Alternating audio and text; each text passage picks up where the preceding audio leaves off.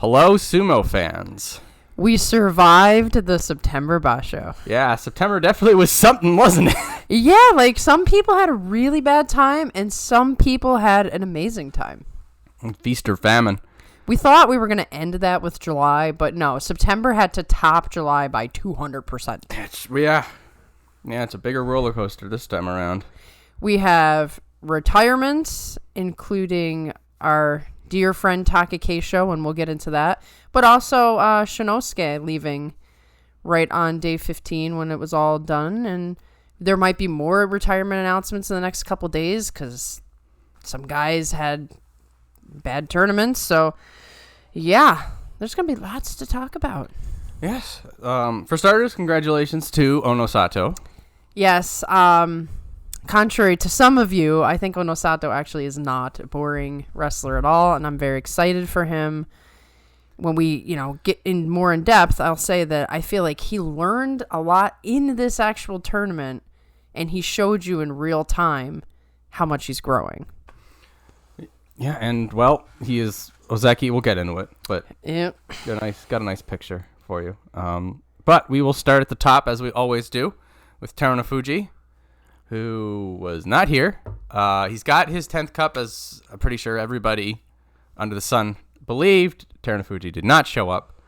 I think that it is now just him waiting for Isegahama to retire. That seems to be the reason. Which is going to be May, so... That's a long time from now. I'm guessing that he's going to make rumblings in November. Not go in November. Mm-hmm. Come in January. Probably show up. Yeah. And then the timing for that will make sense because if Onosato goes on another tear in November, then January will be Onosato maybe looking into doing something, which Terunofuji is going to say, no, you don't. Right. He kind of has to show up and play foil and like, okay, kid, you have to get over me if you really want to be Yokozuna. So he has to show up and do his role. Yeah.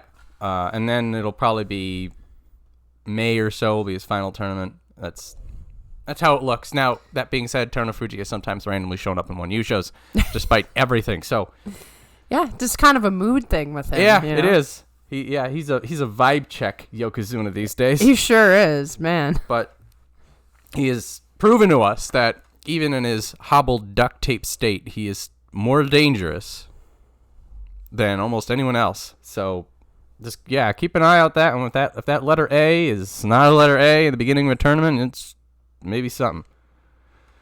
Yeah, now I want to make a quick note, actually. So, we'll get more into detail, but Takakeisho ends up retiring officially day 12. I guess it was right after day 11 he officially handed in the paperwork. Yeah, the paperwork, it was day 12 and then day 14. So, it was accepted on day 13, and then day 14 he got the R. So, he's so competitive with Terunofuji, he just had to retire first. He beat you, man. You should have been long gone, but nope. Takakeisho had to compete. So Terunofuji's too busy making money doing nothing. Exactly. It's a good scammer, you can get it. I know, like if you can just not show up when you're hurt, it's kind of sweet. Kind of nice. So Takakeisho's like, fine, I'll do it in the middle of the tournament. Gotcha, buddy. That did surprise me, but we'll get into that. Yeah, we will. So next up, Kotozakura 8 and 7. Both of the Ozeki had a rough time of it. So week 1, as you can see, he had a couple of hiccups, but mostly fairly consistent, cool, calm, collected sumo, containing people, countering their attacks. So for me, the things that stood out the most is when his defenses failed him, which doesn't happen, and that tells you that he was having a bad time of it. So the two big people are Wakamotoharu, who just uplifted him. Wakamotoharu doing awesome, by the way. Thank goodness. And Ura cannonball attacking him out. Ura, double-digit wins in September. So for these two losses right here was the big signifier to me that Kotozakura was just not having it in September. It's a bad time. I heard something about back spasms, so that could explain the defense breaking down. Like, that would be the thing that would mess with your defense. I think both of the Ozeki either had some training issues or some injury issues of some sort. The good news for us is that both of them cleared Kachikoshi. Yeah. No Kataban carousel. No Kataban.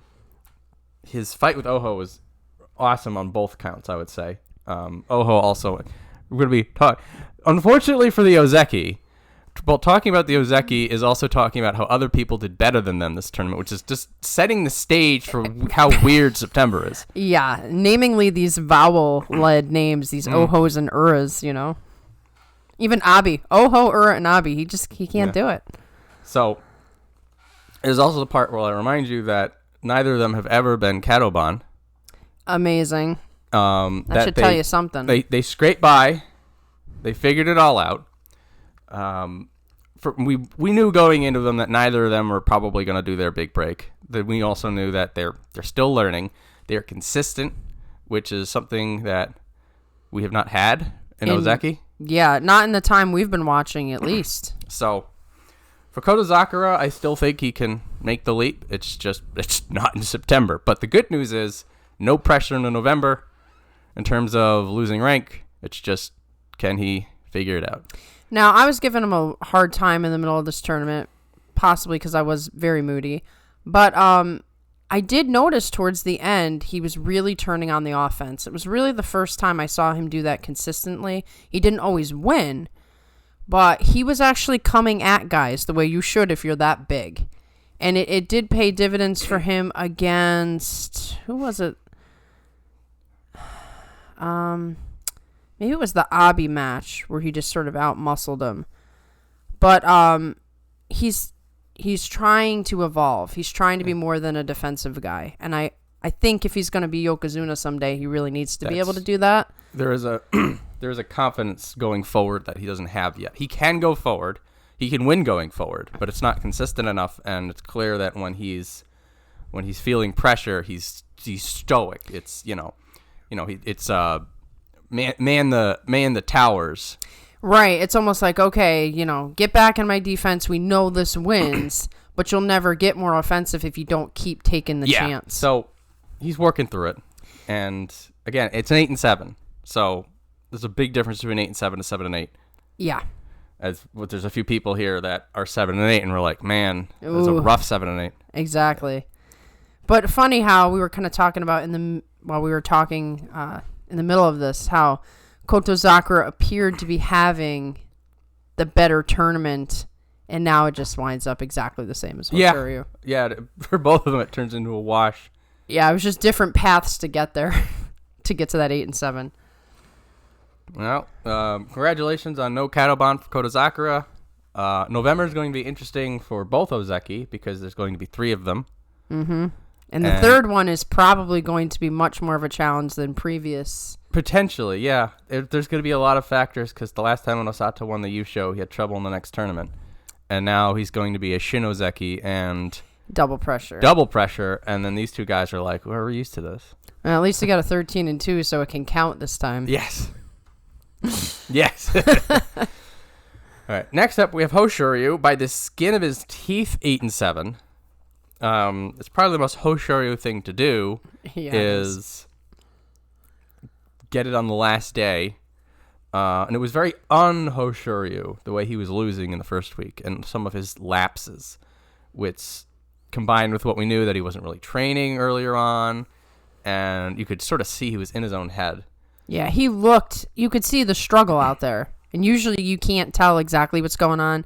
You could see him like fighting for every inch out there, and it just, some days it was not working. Yeah, so he was having a sort of a mental struggle for all to see, which never feels good. No. If you're in your own head, everybody knows you're in your own head. You're a couple of these losses, like, the Tobizaru loss. So Tobizaru just grabs his arms and pulls him down. We're like, okay, something's wrong. So to be fair, him and Tobizaru do have a history of out-tricking each other, but... True. But it was like those are the kinds of losses that I think even a regular Hoshoryu wouldn't really fall for. That's how you can like measure his success in a tournament. Mm-hmm. Did he lose foolishly to Tobizaru? Yeah, actually we should keep an eye on that going forward. Yeah. But I'm particularly perturbed because it's like, okay, you're my new top guy. Couldn't you have done a little better for me in September? Come on. Do me a solid. You made it an extra struggle session for me. I'm like, great. I'm sure he's getting destroyed out here. I don't even know if he's going to hit Katoban. That would have been very apropos if he had. Yeah. But I'm glad I don't have to have that conversation. No, neither of them have, and I think that's what they need to take away from it. Is you survived September. Yeah. It didn't work out. We, typically the Ozeki Kachikoshi, I say with air quotes, is 10 wins. Which they had been consistently They have been consistent, so both of them it didn't work out for them in September. You just forget a tournament like this. Yep. You don't let it become a pattern. You're like, that never happened. Let's just move on. You got enough wins to save your rank. You don't have to worry about Katoban looming over your head for 2 months. Mm-hmm. You just forget it happened. You go into November, and you try something different. Speaking of which, on Sumo Salon, they were doing a thing about Ozeki, and when they got to talking to Goeido, he talked about the stress of being Katoban, because he was Katoban constantly. Yes, he was. Him and Takayasu started that whole trend that we ended up continuing to see. And he talked about how, yes, you do think about it for the entire 2 months. It's just it's a dead animal on your back, just dragging you down. And that's why, if you do clear it the next time around, you like barely get by because you're like the stress of just surviving for 2 months. So glad we have Ozeki that are... We have Ozeki. We're going to have Ozeki through the end of the year. We're going to have 3 Ozeki, theoretically. Now, I don't know if it's formally been announced at time of writing, but this is all but confirmed. There is...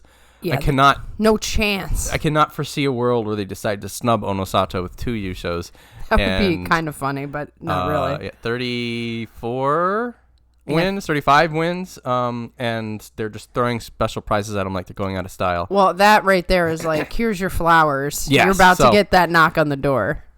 But I hope that this will add an interesting, fun dynamic to the Ozekis to have 3 winning Ozekis. Yes. To all be playing off each other. They can all like elevate their game now. And this is an official changing of the guard. All the old are out. Yes. With no chance of coming back. And it's the new generation now. So, let's talk about people going out, unfortunately. Abi, 5 and 10. It seems that his focus wasn't fully there. I don't know if it just was he had his eye on it but couldn't execute, or there was something blocking him from getting his power not translating.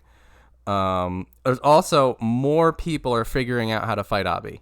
Yep. Ura, Oho, and Atamifuji are the 3 big ones. When you're Sekiwaka, you can't be losing to these people. No. And all 3 of them figured out a way to either survive his power. A lot of people were going lateral and were able to sort of get him off balance. And they know that that's sort of his game is, wait around to the edge and throw you off your balance. It's like, okay, well, I can play that game too. And some guys might be better at it than him right now. Yeah. It's also really unfortunate. And like we talk about Ozeki sucking, but we also talk about Sekiwake sucking because one bad tournament, he could have been 6 and 9. Maybe he holds on to Kamasubi, but he's 5 and 10. He's out of Sanyaku. We don't know. He can't even talk about anything because now he needs to go get his rank back. Well, the nice thing is that win to Onosato at the end, which I'm like, couldn't we have had that the day before so then it would have went down to the wire? I busted out laughing. So did I. I was like, speaking of the most to do, that was the most Abi thing to do. The most Abi thing. And that was not a Hanka. There were people saying Hanka. That was not a Hanka. That was a push-pull, baby. That's right. The classic Abi push-you-pull you. If you're going to call that a Hanka, you don't know what a Hanka is. And then you shouldn't talk about Hanka. He met him square up. And then he didn't, I don't even think he shifted to the side, actually. I think he just... It was forward back? Push pull. This is textbook. It was also fun. Like, you're going in your mind. You're going into this. He'll be 14 and 1. Abi at that point was 4 and 10. Yep. They gave him a layup. Or like, okay, Onosato, just run this guy out. Maybe Abi will run himself out. And then Abi just has him eat dirt. I loved it. And Abi gets extra points for being the first active wrestler to talk about Takakeisho, and he did in such a beautiful way. Oh. Yeah, he was talking about how inspired he was by Takakeisho sumo, and how he wants, he always wanted to be like him and things like that. I'm like, all right, Abi, I'm gonna let you have my number 2 spot now. Yeah, Abi's always fun, but unfortunately, Abi is now going to be in the rank and file and has to starting all over again. He has to fight his way back in the Sanyaku. He's got to find a way. I mean, I think the trickery works. I'm not necessarily encouraging Hanka, though I have something to say about Hanka a little bit later. He's almost got something there where, see, everybody did have him written off, and he still won the match. If he could just find a way to be the underdog in every match and surprise people, maybe he could make something out of that. I think there was enough of him winning earlier on that he was getting Kachikoshi, he was holding on to Sekiwake, and it sort of like the Ozeki, it just didn't translate for him, and he couldn't get those wins, and he's, again, like losing to Shodai, losing to Atamifuji, losing to Tobizaru. Well, those are the matches that if you want to be in Sanyaku, you have to win them. Right, and this is the thing we've said about Abi is we have no proof that he can be consistently good. We know he can win matches, but we have no proof that he can be a Sekiwake and stay there. He just always has been and always will be, perhaps, an inconsistent wrestler. It was in July. It was probably the best form of Abu we saw. He got an 8-7. So we're like, we knew it was going to be a struggle. He is physically hurt, I believe, too, though. Like, I think Doesn't help. Yeah, not that I'm making excuses, because honestly, all these guys are hurt. But I think the elbows are messed up. You see that there's a lot of taping, and his whole style is the huge supati. So, he's got to figure something out. Maybe he needs to become shorter in his thrust or something. I don't know. Well, no matter what he works on, I hope that he watches the parades and he sees Onosato smiling and he thinks, yeah, how'd that dare taste? Yeah, I beat you. I'm one of the only people to beat you. Yeah, only two people. Two very, very important people. Uh-huh. We'll be talking about that in a bit. A lot to talk about. So while Abi might have had a terrible tournament, like you said, we have some other guys to talk about where it's like, man, they're going to love September. They're going to love September, including Onosato, Sekiwake 1OS with a 13-2 and the Yusho. This is what we were hoping for people who were like, where did Onosato go in July? So in May, he wins the Yusho, and then in July, he gets a 9-6, and he looks a little rickety. I mean, still 9-6 in Sanyaku is pretty good, Abi. But we're wondering, did he hit his ceiling? Was he just stressed out? He comes back, no Yusho pressure, no anything else, and just goes right back to demolishing people. And so there's still what I'll call the chaos factor for Onosato, and that if somebody can stop his drive or sort of make him work on lateral movements, he gets really that flaily. He's good at it. It's like raw talent and instincts allows him to get away with this. Like particularly, I think it was early on. Yeah, he fought Atamifuji on day one, and he had the flail, and he had to sort of like throw his body to keep it in center. So he's got great instincts for this. That's something he needs to figure out, but for now it's working. It works against this sort of, think about it for a second here. A lot of it, he's got Kotoshoho on there. He's got Shodai in there. He's got a very beat-up Takanosho for whatever's going on with him. He's gonna start, as long as Hoshoryu and, some of these guys have got to come up, but he's gonna start getting higher competition for two reasons. One, now he's the Ozeki and he's got the target on his back. Two, everybody's going to have fought him enough times now. And like you said, he was a little flaily with the Atamifuji. You're not going to get away with his mistakes when you fight someone like Wakatakage. And he's coming. He's coming up. Maybe there's been some thoughts that he can't be Ozeki, but I think he can be. But the flip side of that is Onosato learned some things from these matches he lost. Like what things he needs to be very careful of. And if he just, all he has to do is like a little bit of tightening, and then who's going to beat him? Maybe just Hoshoryu and Kotozakura and Wakatakage. He does have the confidence and the overwhelming power. Shodai, who actually showed up this tournament, which was shocking. You never know when that's going to happen. He had his, what I call the anti-physics tachi, where he sort of stands up and pushes the person up and it just destroys their tachi. He shattered that. And Shodai also did not know what happened. Shodai was broken. It was blistering power. When he fought Hirotoumi had him turning, but he was just so stuck to Hirotoumi that he just kept running him out, even though it was like a 180-degree spin. So And he read the Hankan Kirishima, and like same thing. He was glued to him. You can tell, he does the basics very well.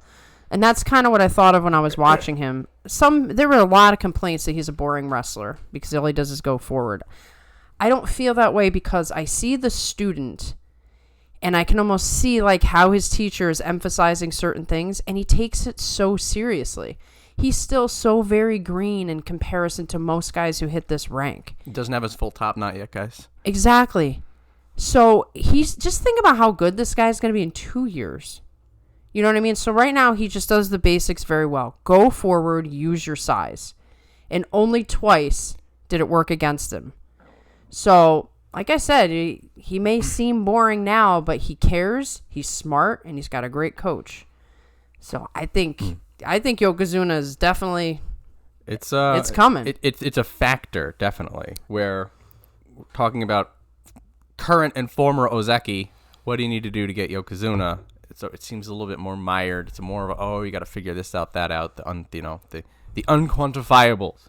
But for Onosato, we're just like just keep going. Keep showing up. Keep showing up. I think it'll happen. Right. Passively. Experience is something you just get from showing up, and I think that's the only thing he lacks is experience. So, like I said, give him 2 years, and you're going to be like, can anybody beat Onosato? Yeah. I'm also looking forward to certain people being like, I always liked Onosato. Yeah. Let's make sure that we remember this. I will never forget this one, though. So I will remember in September when we were talking about Onosato. I can't wait for all the bandwagoners to be like, I always knew he was the best. When I get to Oho, you're gonna have to pull me aside because I'm gonna go on a real bender. I know, right? It's fine though. It's fine. Hey, you'll figure it out eventually. We're all here to have fun. That's right. Anyway, well done, Onosato. Probably the last 2 special prizes of his career because I don't see him falling out of Ozeki. I don't either, unless something crazy happens knocking on all the wood. Yeah.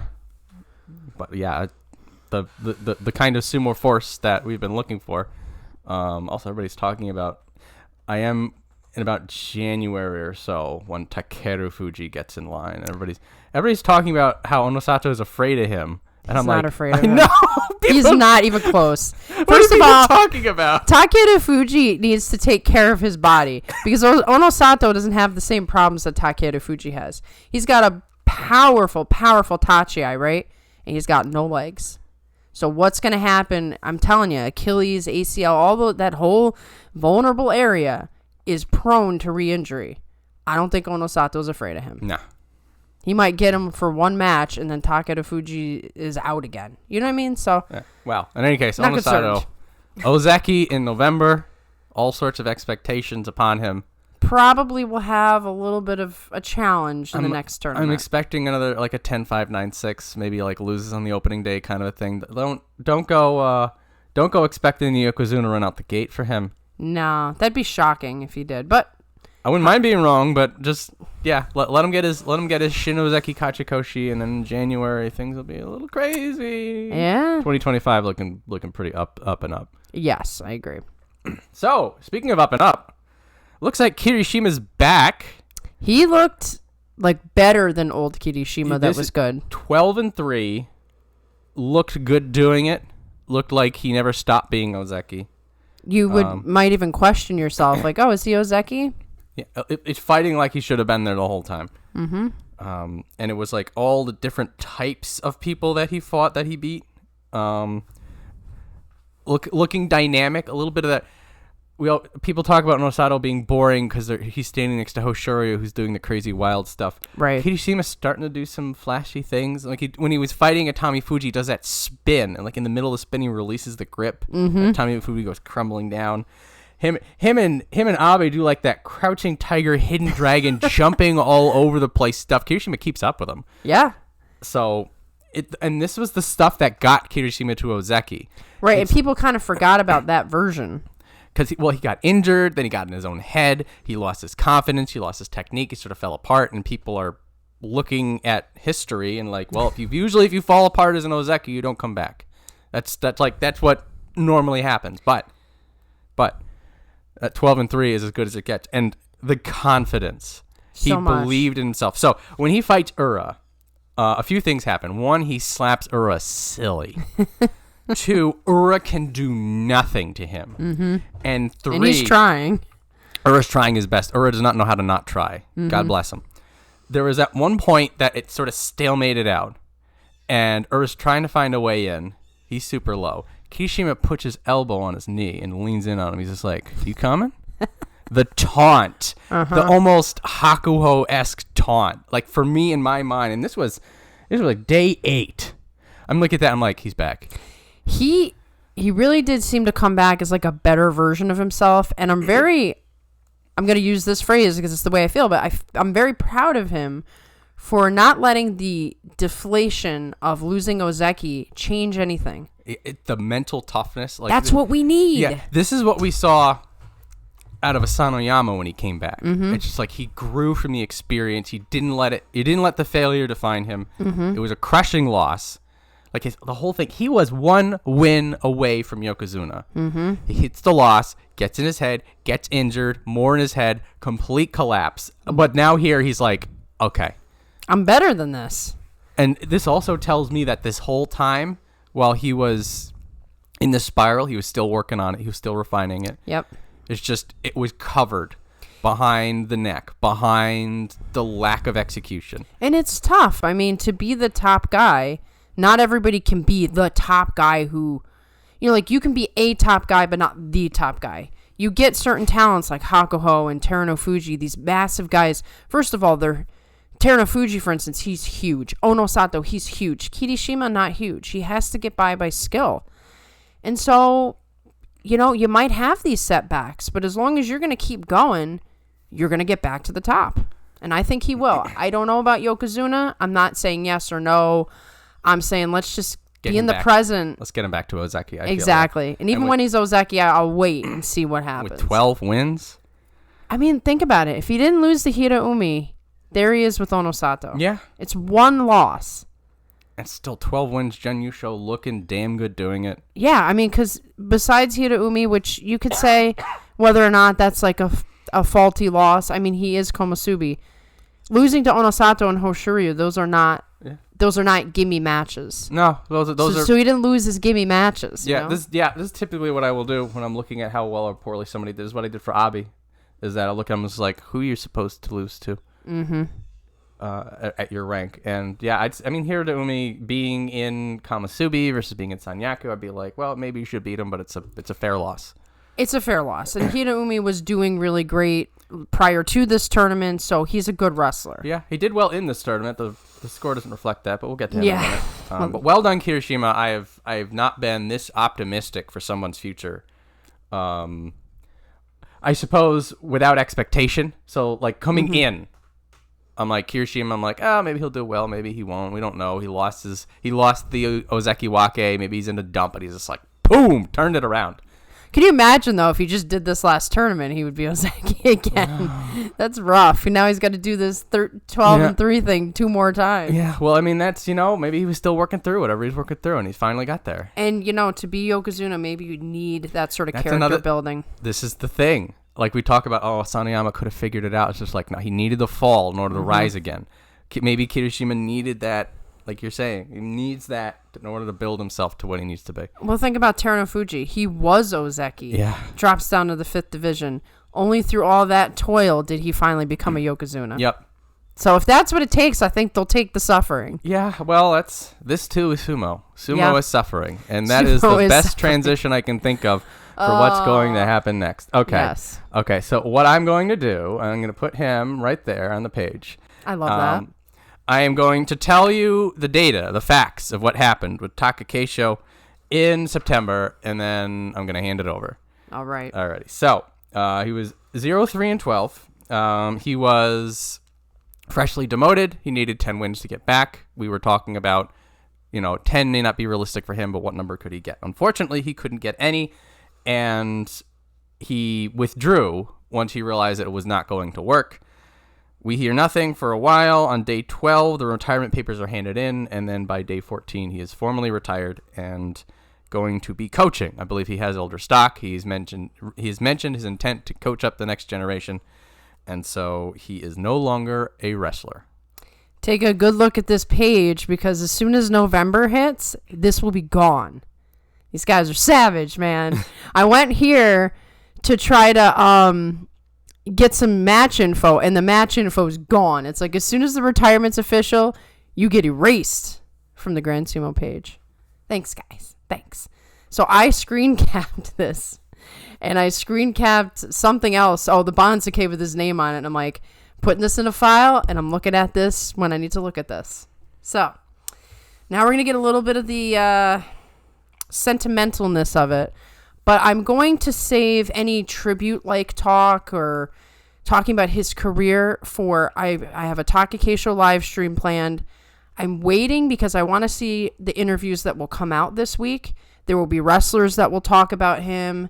There will be possible more coaches talking about him. And maybe, I don't know if he'll do any more talking because he already did a presser. But I don't want to talk about Takakeisho in that live stream until I have a little bit more stuff. With that said, so I'm going to focus this completely on this tournament and sort of the feeling of losing him as a wrestler and all tributes and history. That can't fit in this little time period. There's so much to talk about. He gets a live stream and he gets a tribute video. So look forward to those. So I'd actually write all this down so I could get it out there. So John and I started watching sumo 5 years ago. You might have been 6 years ago. Something around there, yeah. Yeah. So when I first started watching sumo, Takakeisho was actually in Juryo, I believe. So I didn't see his early stuff, but I saw him from the moment of coming into the top division. In that period of time, you had the Takayasu Goeido carousel going on, that kind of thing. Even Hakuho was not showing up to every tournament at this point. Now, he was showing up to far more tournaments than he did, for a lot of you guys who saw him in the last couple of years of his career. But he was only showing up to a couple of tournaments a year at that point. So then there was the rise of Tochinoshin, which came out of nowhere. This guy was another guy who got injured, got sent down pretty far, comes back up, goes on an Ozeki run. Beautiful, awesome moment. And I'd say the feelings of Tochinoshin and Takakeisho are linked, and those two guys are linked forever as well because of how everything went down.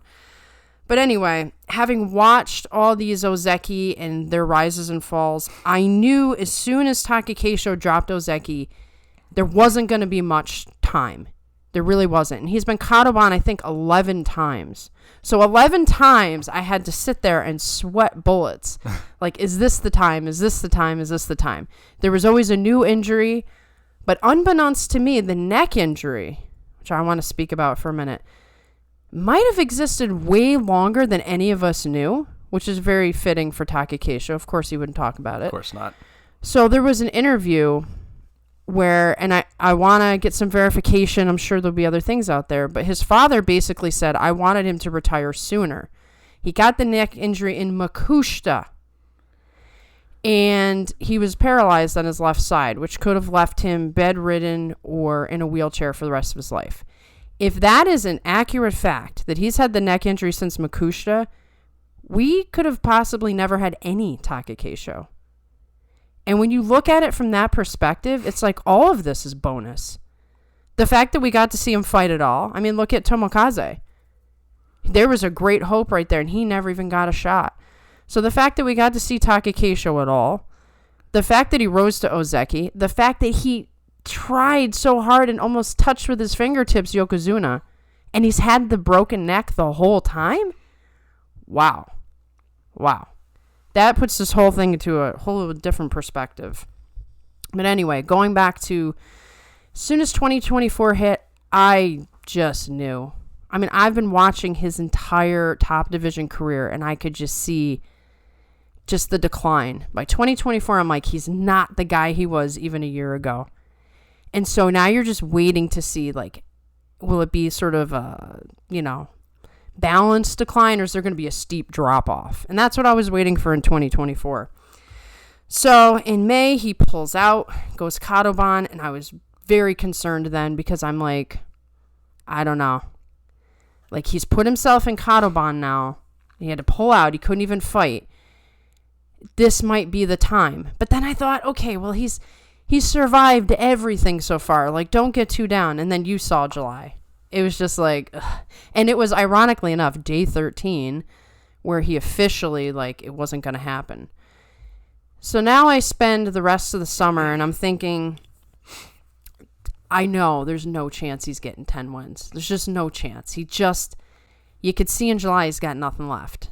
But like Takakeisho, he's going to try anyway. And then we get to September and he loses on my birthday to Oho.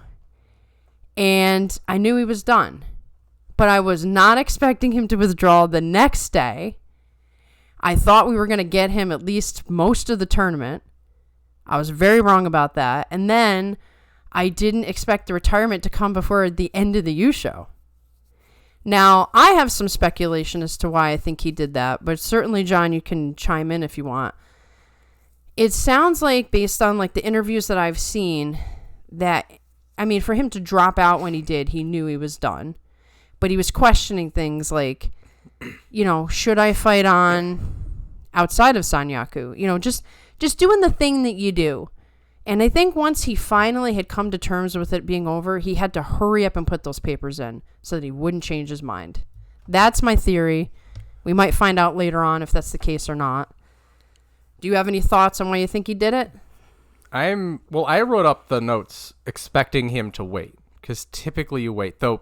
There have been cases where people have just retired in the middle, like Chiranofuji. He's like, I'm done. He just woke up one day, he's like, nah, we're done. And it's like he fought the previous day. He just decided against it. I do think that Takakeisho at some point he's just like, I think I'm done, and then he needed the week. So very Takakeisho fashion, that's decisive. Yeah, I would say. So whether or not he was doing it to try to prevent himself from reeling himself back in, I think he just sort of woke up one day and he said, nope, it's done. And then at that point, there was no point in waiting. Right, if you've decided. He's decided, so might as well hand it in. Might as well just be done with it. Kakuryu did that. Like, he just woke up one day and he's just like, we're done. And we had speculated for a long time, like, how would Takakeisho do this? Like, you and I were very tuned into the fact that this was coming. It was coming. Yeah, so we were always guessing, like, would he do it right after Ozeki? Would he do it in the middle of a tournament? I did not expect middle of the tournament, but as I'm thinking about it now, it's like, yeah, that's very Takakeisho. So after he pulled out, I knew the retirement was coming, and then I'd say, let's see, 3, 4, or 5, those sumo days were a complete blur. I could not focus at all on anything that was going on. I can't even remember some of the matches. I'm just like, it was just like a slog, because I'm just waiting for that thing hanging over my head. So now that it's finally done, I'll just say there's a couple of things that really suck. And then, you know, like I said, there's a lot of future things to look forward to. So I wasn't prepared for the little painful things. Like the end of the tournament, when they do that weird janky music. Yes. And they're doing the montage of the whole thing. And the very first part was the 2 matches Takakeisho fought, and then them taking his name off the light. And, like, you seeing the wires behind it. I'm like, oh, I wasn't prepared. I felt like I got stabbed in the stomach. I'm like, thanks, guys. But it needs to be there.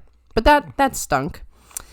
The other was when I went to the Grand Sumo page, and I'm like, wow, you just, like, wiped everything out. And then in a tournament, he'll be gone, and you won't be able to access him. Thank goodness for Sumo DB.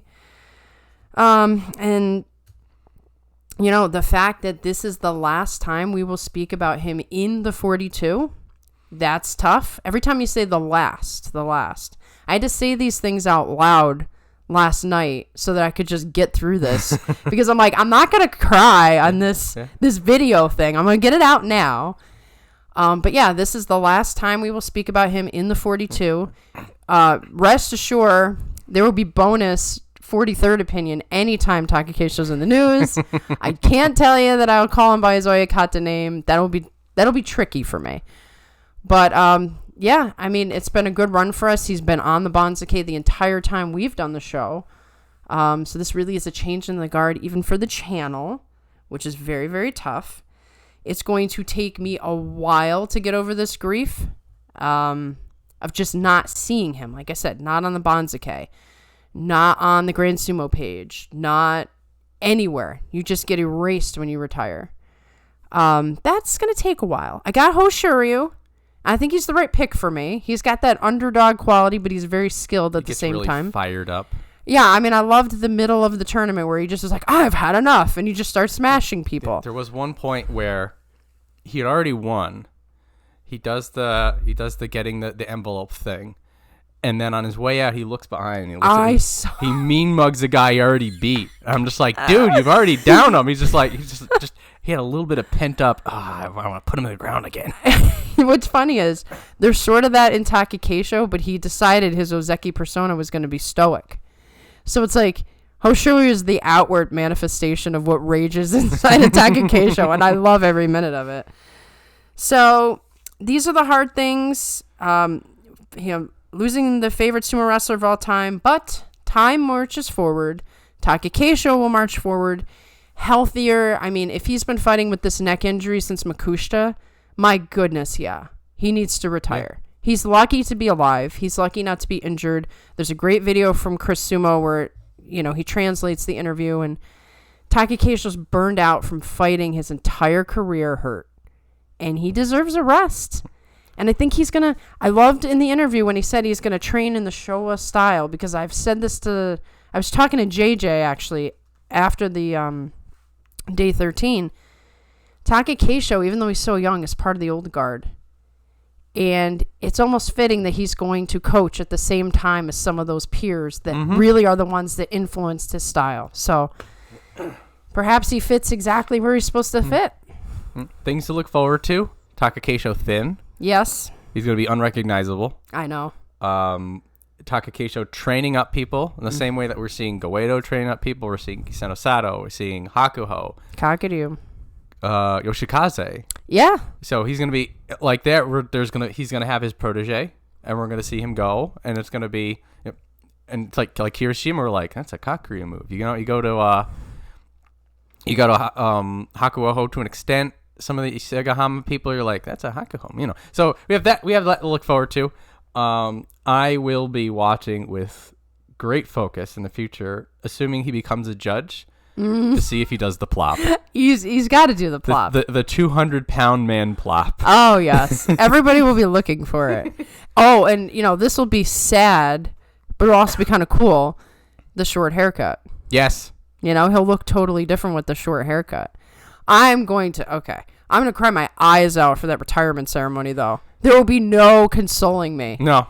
I will be crying from the second he steps in the ring before the haircutting ever happens. And a lot of times they'll live stream this on YouTube. I'm going to find it the second somebody's live streaming. I'm going to record the whole thing. This is going to be my thing.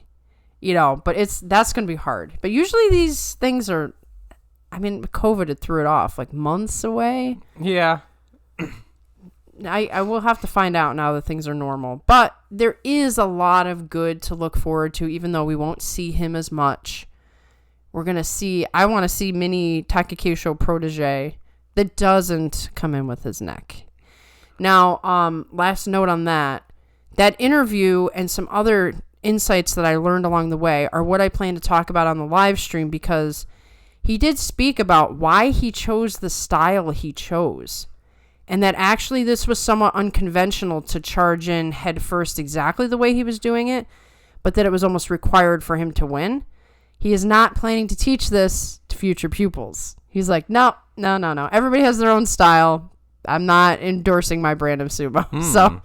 So we don't have to worry about that in the future. All right. Takakeisho, farewell. We will miss you, and we will never stop talking about you. I'll say appropriate that the next person that we do talk about then is Daieisho. Oh, so appropriate. So appropriate. I planned the Banzuke in July for this whole thing. No. So I call Daieisho the cleaner this tournament because of these two matches right here, which decided the Yusho. Yeah. Guys, Daieisho was in fact the person who won the Yusho for Onosato, not Onosato doing anything special. It was all Daieisho. It was all Daieisho. So right here, wind the clock back. He is 5-5, and he has to fight Kotozakura, Nishikigi, and Takayasu. Immense pressure. He was having an okay time of it. His textbook sumo. I will say also doing some Takakeisho style parries. The lateral movement was very Takakeisho, which was something he's been adding. I was looking at that. That's interesting. But then he had his Daieisho problems. So right. He keeps himself in Komusubi. Yep. He beats Kotozakura, which is impressive. Even though Kotozakura was not having a good time of it, he just pushes into Kotozakura until he crosses over. Nishikigi was on an absolute tear. So was Takayasa. These two guys are like, oh man, they're actually making a run for it. And they're like, give him the Daieisho. Daieisho steps up to it. His own Sanyaku future at stake. These guys fighting like crazy. Both of those guys have beaten him before. Daieisho says no. You know, it's funny because, in particular, the Kotozakura match, he basically showed Kotozakura, this is the passion you need to win a match. Daieisho never acted like he was out of that match, even though Kotozakura, like, towered over him. He's the younger guy. He's, at that time, doing way better than Daieisho. They end up with the same record. Mm-hmm. But at that time, Kotozakura is looking like the better fighter. Daieisho never, ever looked at that fight like he was going to lose it.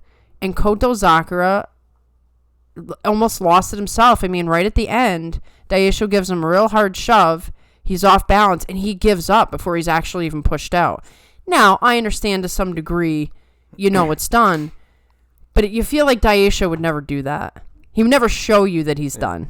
He did, yeah. When he spun it was an interesting thing that, like, when he spun Kotozakura around, I'm wondering if Kotozakura thought he had already stepped out. Possibly. And so at that point, he's just like, it's over. It's over. But still, like, the whole time. I agree with you fully. Daieisho won on spirit. Yeah. And Kotozakura could use some of that spirit. If it was, and that is the case, like, in a battle of equals, the person who wants it more will win. Yeah. That is textbook Daieisho. And again, now, some losses, and I'm going to put this out again because it's quite important. Atamifuji, Oho. Yeah. Those two guys, well, they're coming up.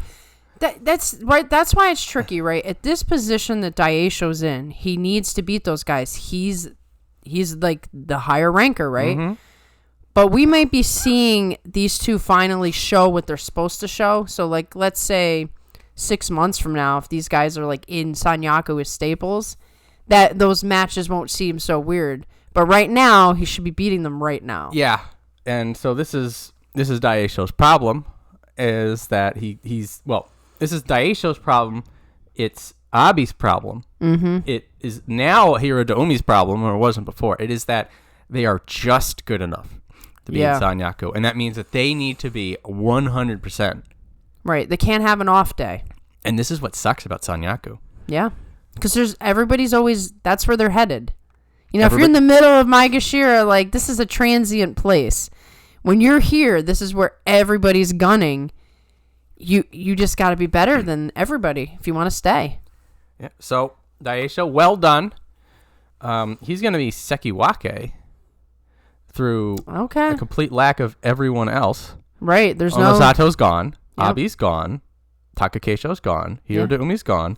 Kirishima, Sekiwake East. Daieisho, Sekiwake West. Wow. We had a clean out of the Sanyaku. It has been the first time we've cleaned out Sanyaku in some time. Right. We had all that log jam, and now it's like, it's all just going to doors open. Yeah. Once we get a little bit further down, we start talking about who's going to fill that in. There's some I have some personal things that I want to have happen, which probably aren't, but we'll see. Okay. But in any case, Daieisho, Sanyaku mainstay, which still makes me smile when I say that out loud, and just barely gets it done.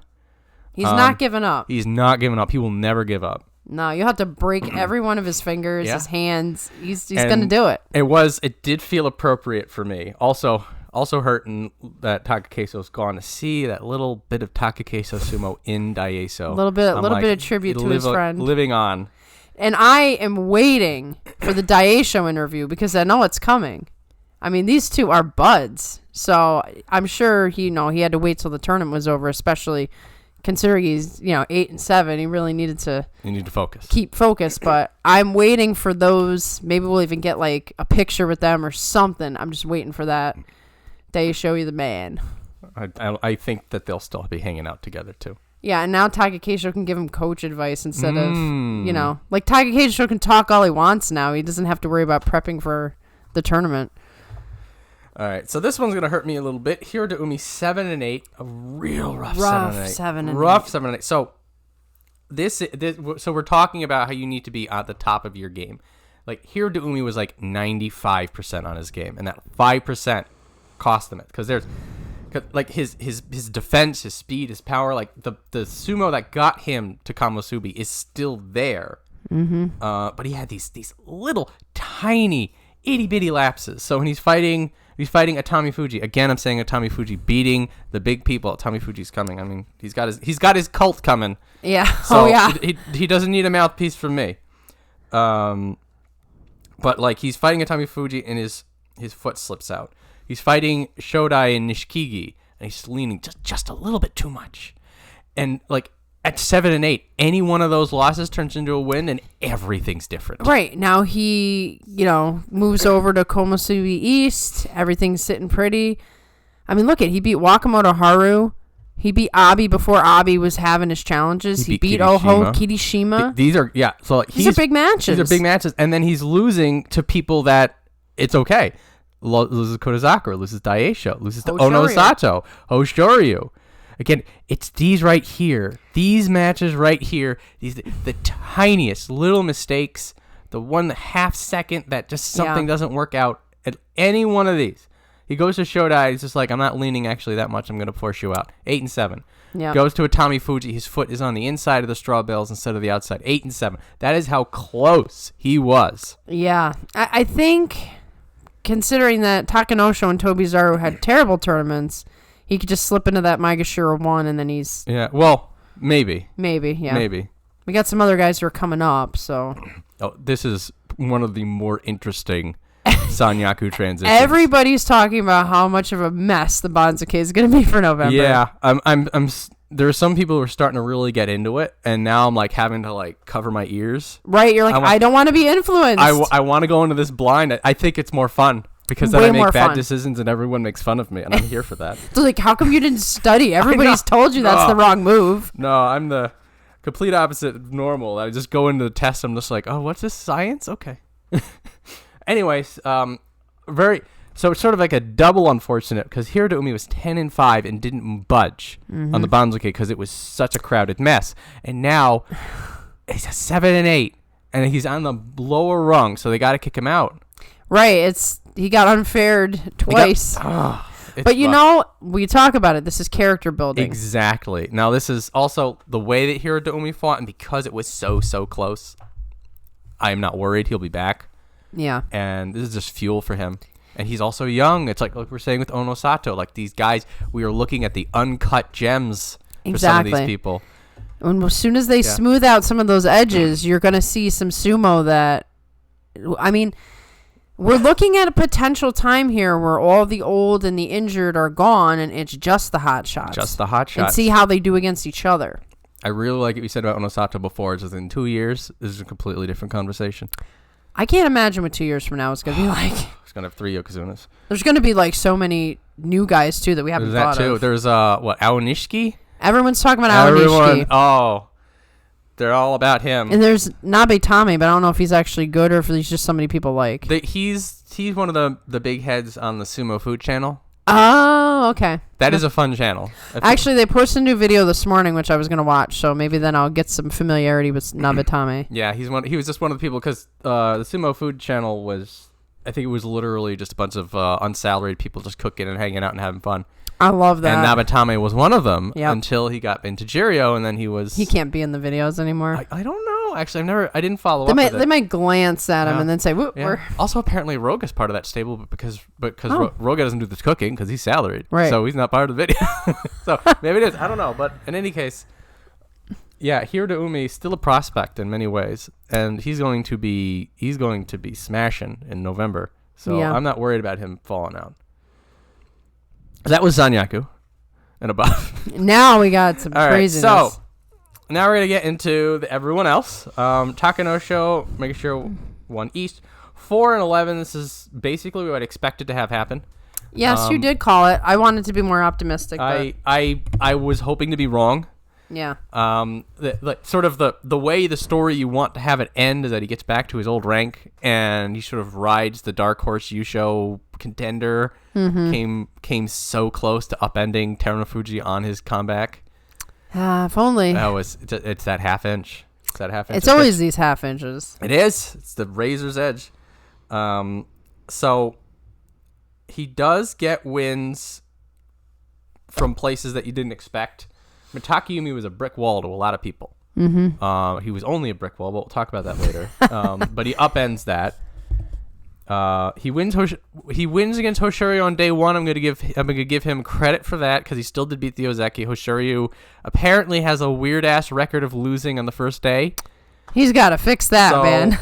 But he gets it. Takanosho gets it. Right, you got to get the credit. You beat the Ozeki. Also, the match with him and Oho. I have never seen wrestlers look that tired during a match. So you can know that Takanosho is giving every drop of energy he has into it. Yeah, you got to wonder, like, what is the actual issue? Is he still somewhat injured, or is it just all mental? I think his ceiling is lowered. So okay. Meisei, I will say, of two people who used to be Sanyaku who just can't be in Sanyaku anymore. Unfortunately, I want them both in Sanyaku, but there's only 4 places. Mm-hmm. It's just his ceiling is maybe 4 or 5, I think. Okay. Because that's where Takanosho's combination of veteran and power, X Factor, by the way. Now he's going to have a new coach. Yes. And you had made mention, I think last tournament, about how Takakeisho was giving him pointers, and that was like the first time they'd really done that.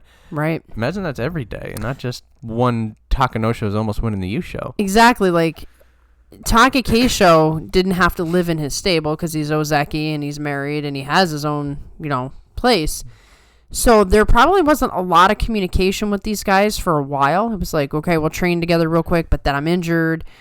Now he can have Takakeisho's ear all the time. And maybe that'll make some sort of a difference for him. I would hope so.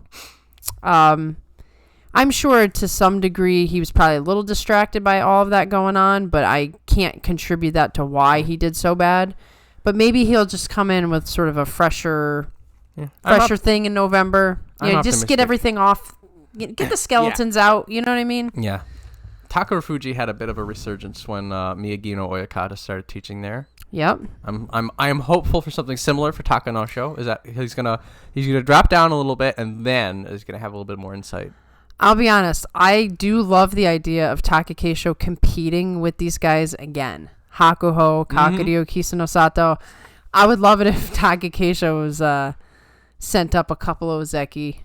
Give him a few years. Yeah, it's going to take time, obviously. He's behind the curve. But that's the kind of competition I enjoy, especially because Hakuho was not too nice to Takakeisho when they were fighting each other, whether it be in the tournament or outside of the tournament. So I'd like him to show off a little bit if he could. Yeah. But anyway, Takanosho, better luck next time? Yeah, I do.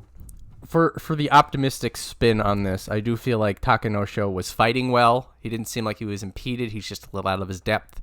So, a combination of him going down the Banzuke will give him some better chance to thrive. Mm-hmm. I could see him being like a top 5, top 6. Hey, if he could find a way to win a U show, then fine. You don't have to be Ozeki. I really do have this thought of, if you're not good enough to be Ozeki, just keep striving for the U show. That's a better life anyway. You know what I mean? Like your moment in the sun. Exactly. You get a trophy, you get money, you still can collect special prizes. Like, who needs to be Ozeki or Yokozuna? Just be Maegashira 5 and beat these guys. Put a pin in that. We'll see what Takanosho does at Maegashira 5 in November. I really want like one of these guys to be that guy. Like Tamawashi's done it 3 times and Takayumi's done it 3 times. I'm waiting for the next guy who's like, yeah, I'm just going to win U shows. I don't want to be Ozeki. It's been a little while since we've had like a real... Takanosho was as close as it got. Yeah, it's been a while and he like brought that back. Brought it back a little bit. But it's a little tough because we have really talented guys at the top. Even though it looks like they're not because we're being impatient. 8 and 7, what do you mean? These are the most consistent Ozeki we've had in years. A little while. And now we have Onosato, and we have Wakatakage, and we have Wakamotoharu. So, it's gonna look real intense. It's exciting. It's exciting again. Yes.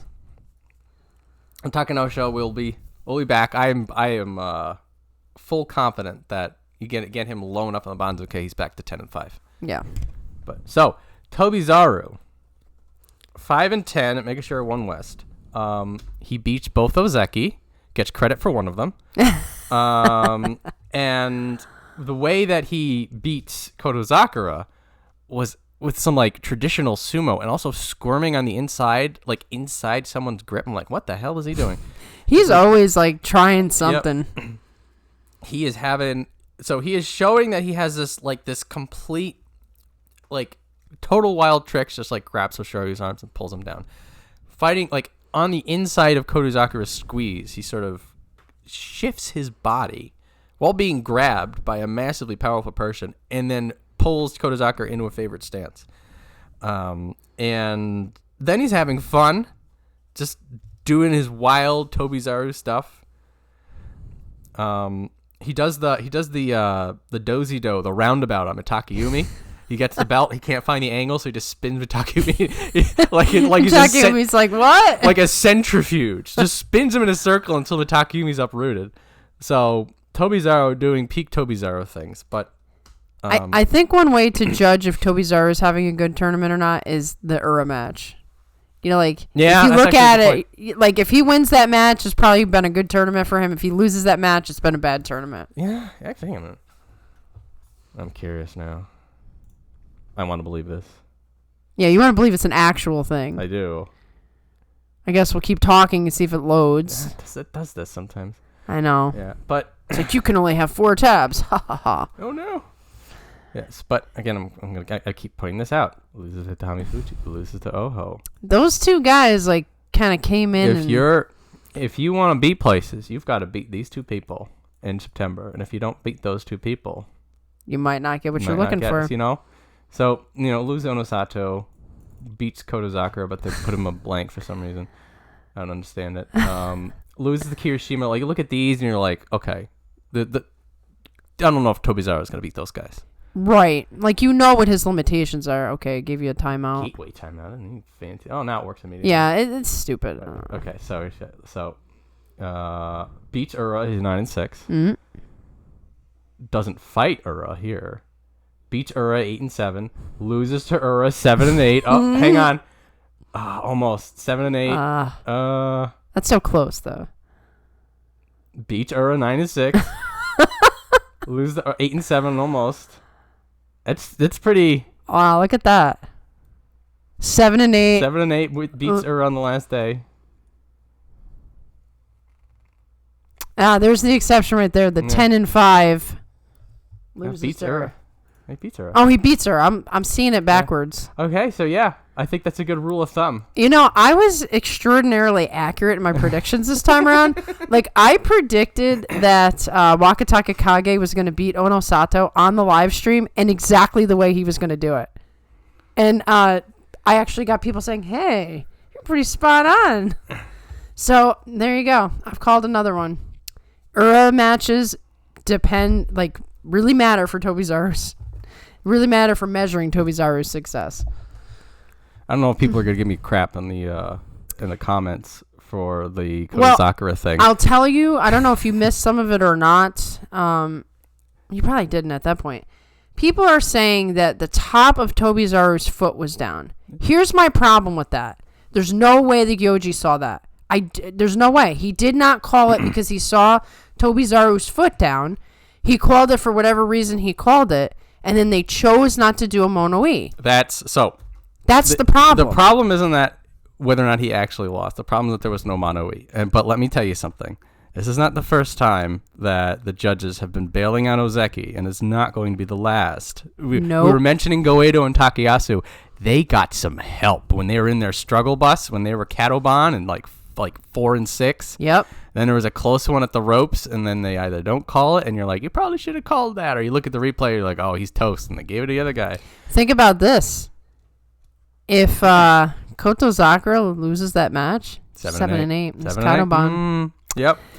Conspiracies, you know. Yeah. So I'll put this out there as well, and why I love this whole controversy that amuses me.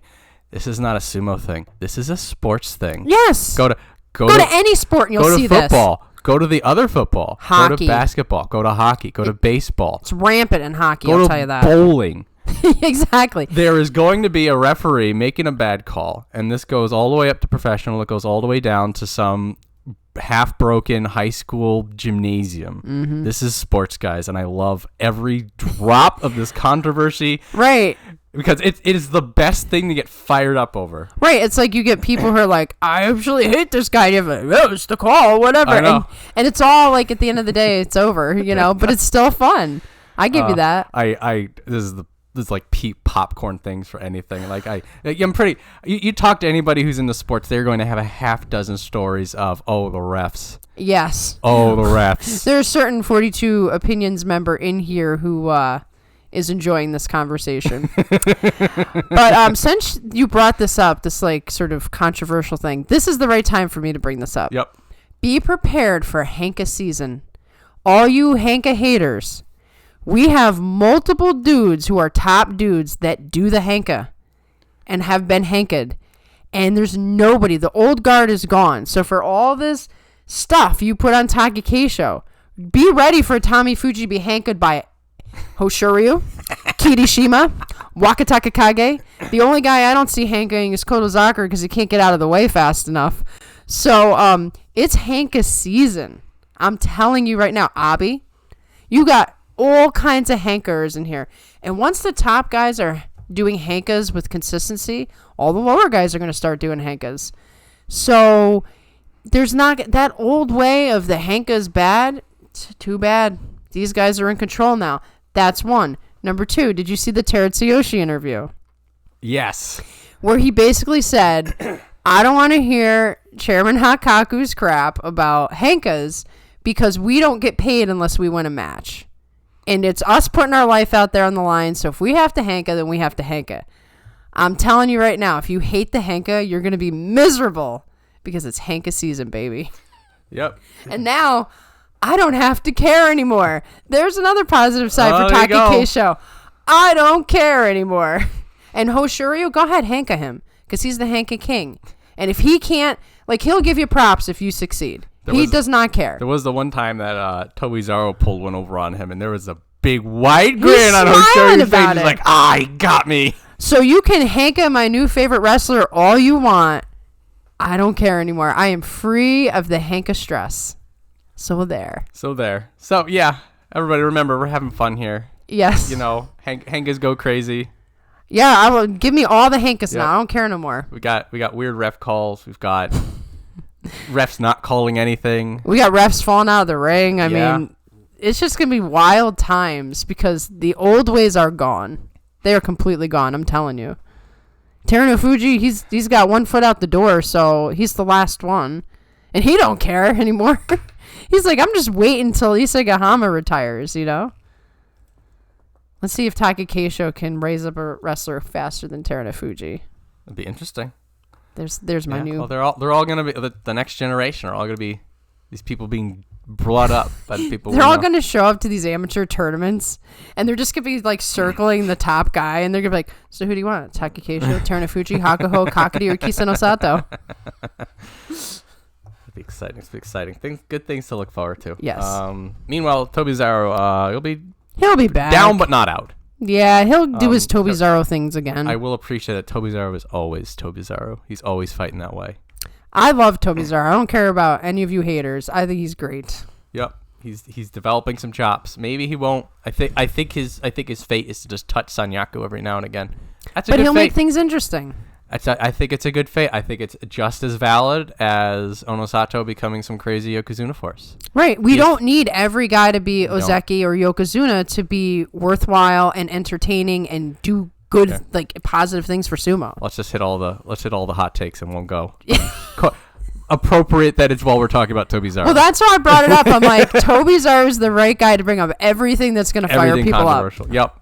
So, yeah, you do not need to be in Sanyaku to be a good wrestler. You do not need to be an Ozeki to be a good Sanyaku. You do not need to be a Yokozuna to be a good Ozeki. And you don't need to be doing any of those to have fun and be memorable. That's right. So get your heads out of the stats and your judgments about people because every one of these guys have a value that they're bringing to the sport. I don't care about none of that stuff. All right? Yeah. Counterpoint, you're allowed to hate any single person on this list. Yes. Hate the hell out of them. And the thing about that is, hate, and we're saying hate with fun. I know people get real sensitive. You we're dislike. talking about you want to be down on a wrestler. If you want to be down on a wrestler, great. It's just as motivating and fun to be like, I want that guy to lose, as it is to be like, I want that guy to win. So bring it on. Let's have fun. That's what sumo's all about. Have some fun, guys. They're having fun. They are. They're all hanging out afterwards. Yeah. They ain't got to worry about It's it. a bro's life. That's right. Thanks, Tobizaru. We're sort of stepped all over your moment there. It's fine. It's fair to do to him. He doesn't want. He wouldn't mind. Yeah, he don't care. He'll call in and be like, "Do it again next time." Yeah, I'll have a better tournament if you just keep usurping Keep me. trashing it. It's good. All right. Back to some semblance of order here. Not gonna happen. It's all falling apart. Oh, right at Megashira too. We're back. Oh, hey, the controversy continues. Atamifuji. So I had mentioned these two people. Keep an eye on these two people. So their records are vastly different, but their impact is more or less the same. Yeah. And the same things for Atamifuji at his 7 and 8. I will say for Hirotoumi at his 7 and 8. And there's just one thing changes, and everything else is spun on its head. Right. For Atamifuji, he's got good power.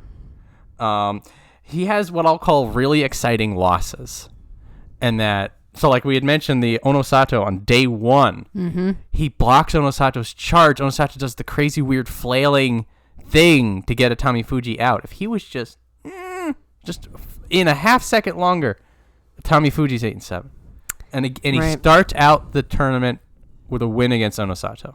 He has a lot of heartbreaking losses. Like he's just so close, and like you can see the disappointment on his face. So like I can see why he has a rabid fan base.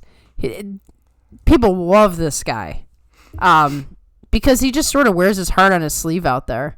You know when he's winning that he's happy, and you know when he's losing he's not happy. But at the same time, the passion is always the same.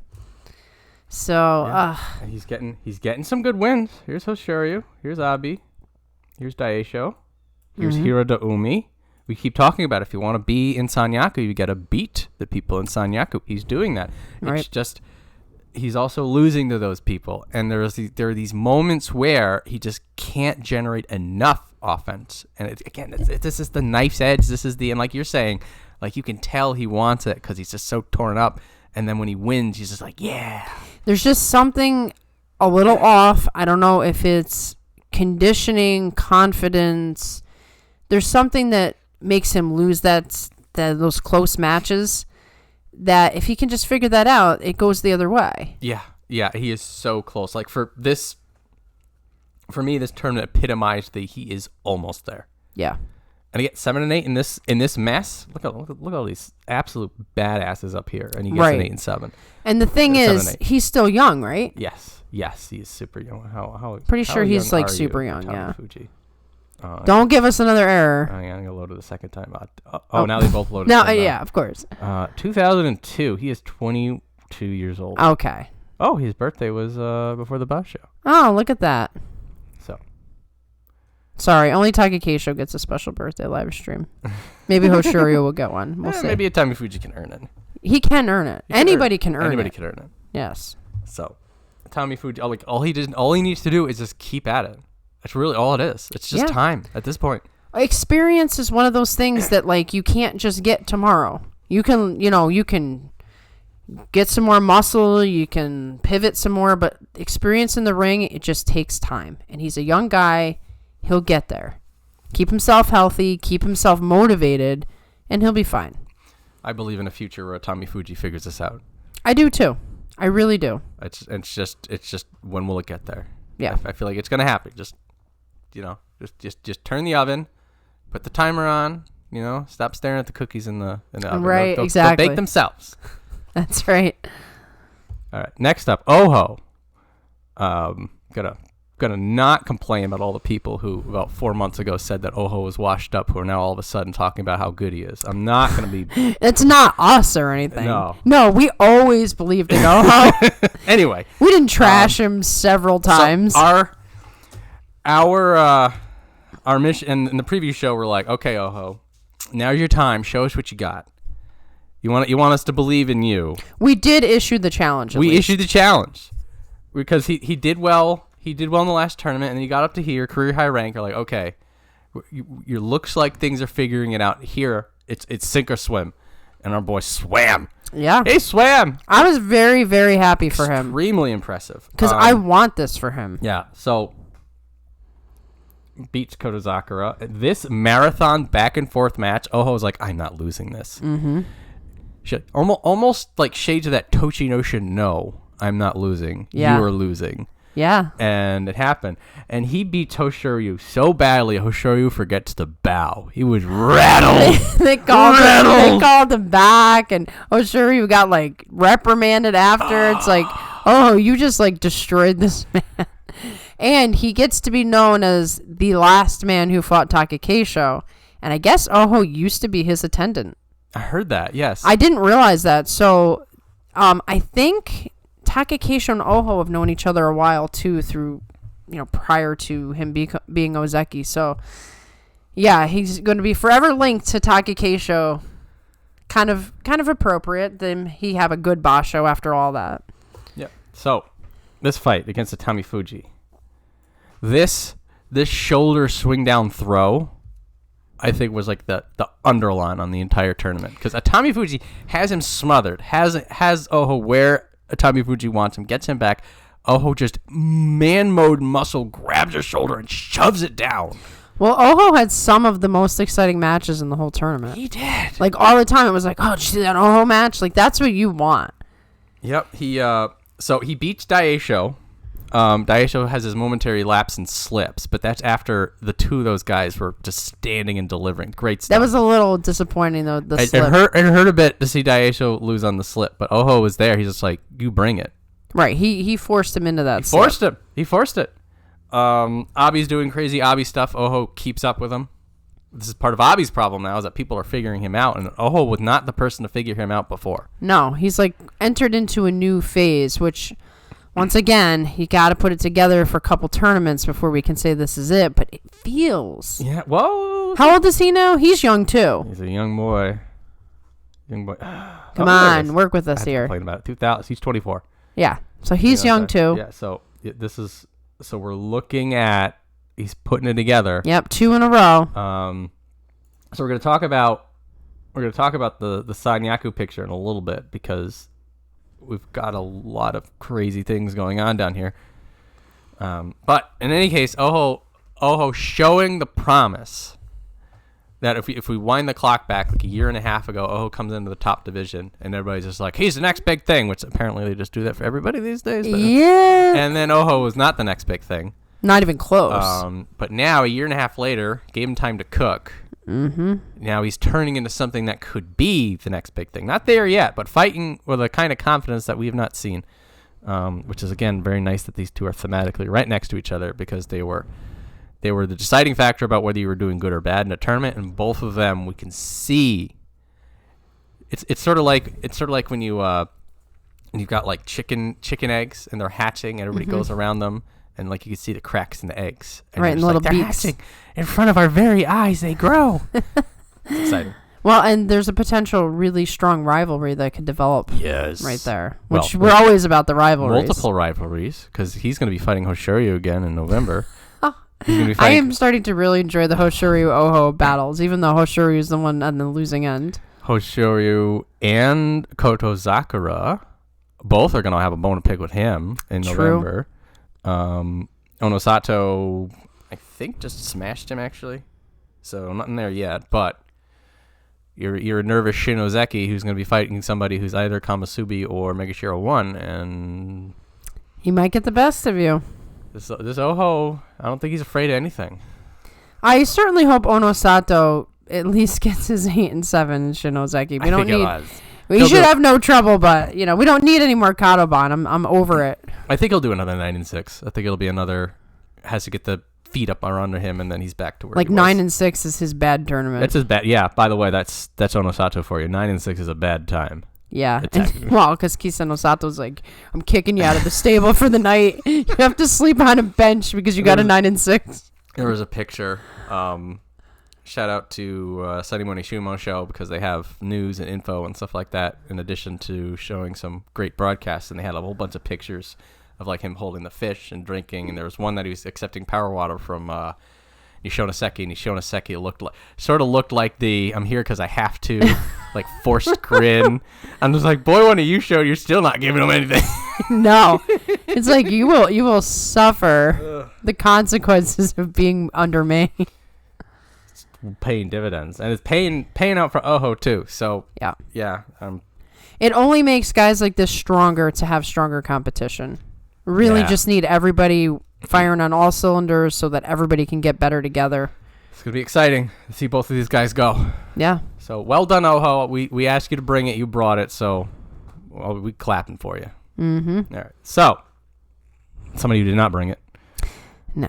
Mitakeumi 4-11 answers that question about whether or not he was on the way up again. Unfortunately, apparently not. Really good defense. He was sort of like a larger, more reactive Takanofuji this time around, and that he had really strong defense, and people that couldn't deal with that were just smothered out. But all he was doing was defense. He was just a brick wall, and it was fun. Like, he was one of the people who, I think I mentioned this before, he eats Onosato's Tachi-ai, which nobody could be able to do. But then Onosato just keeps fighting.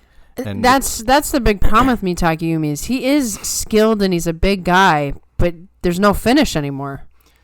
It's just gone. Yep. He will get people that he can smother out, or people that can't figure out the brick wall. Yeah, like the young guys, you know. At this rank, you're not going to have a lot of people who you're going to catch out like that. I'm a little surprised he beat Ura. And Oho. And Atamifuji, they're all connected. Look at that. Yeah, well, it's a weird thing going on in September, those guys. So Atamifuji just couldn't figure out a way in, and Mitakeumi smothered him out. For Ura, a lot of people, they know to watch Ura. Mitakeumi is part of the old guard. True. Who knows. So he stayed low, and he just pressed forward with enough force. Right, he caught Ura, not quite in the right position. Not quite in the right position. So that was what that was. The Oho one, I don't remember. I think Mitakeumi just showed up. I don't recall what happened on that fight, but the 4-11 does tell you that his Sekiwaki days are over. Yeah. But he's fighting in a way, like the way he's fighting, he's gonna be a big problem for people lower down. He really should just sort of embrace his new role of be spoiler, teach the youngins, make your money. Yes. Like, the glory days are over. I will say that it's cool that he got to fight Takakeisho on day one, because those two, before Takakeisho was Ozeki, like, they were a rivalry. And it was fun, and it was exciting, and it was, like, cool that if there's only 2 matches left in his career, that Mitakeumi was one of them. Not so great that he beat him, but, we know what state Takakeisho was in. Yeah, he was hoping for he was not alive. No. he literally was just kind of standing there like, yeah, what am I doing here? Yeah, I probably should have retired. Yep. But very appropriate. I was excited. In times past, Mitakeumi was actually one of the ones I would root against. He was a foil. He foiled a lot of people when he was, Mr. Career Sanyaku. But now those days seem to be behind him, and he's just got to embrace the new role. He middle of the pack Mitakeumi is something to be excited about. Yeah, I mean, he could win. He has that Sanyaku instinct. Mm-hmm.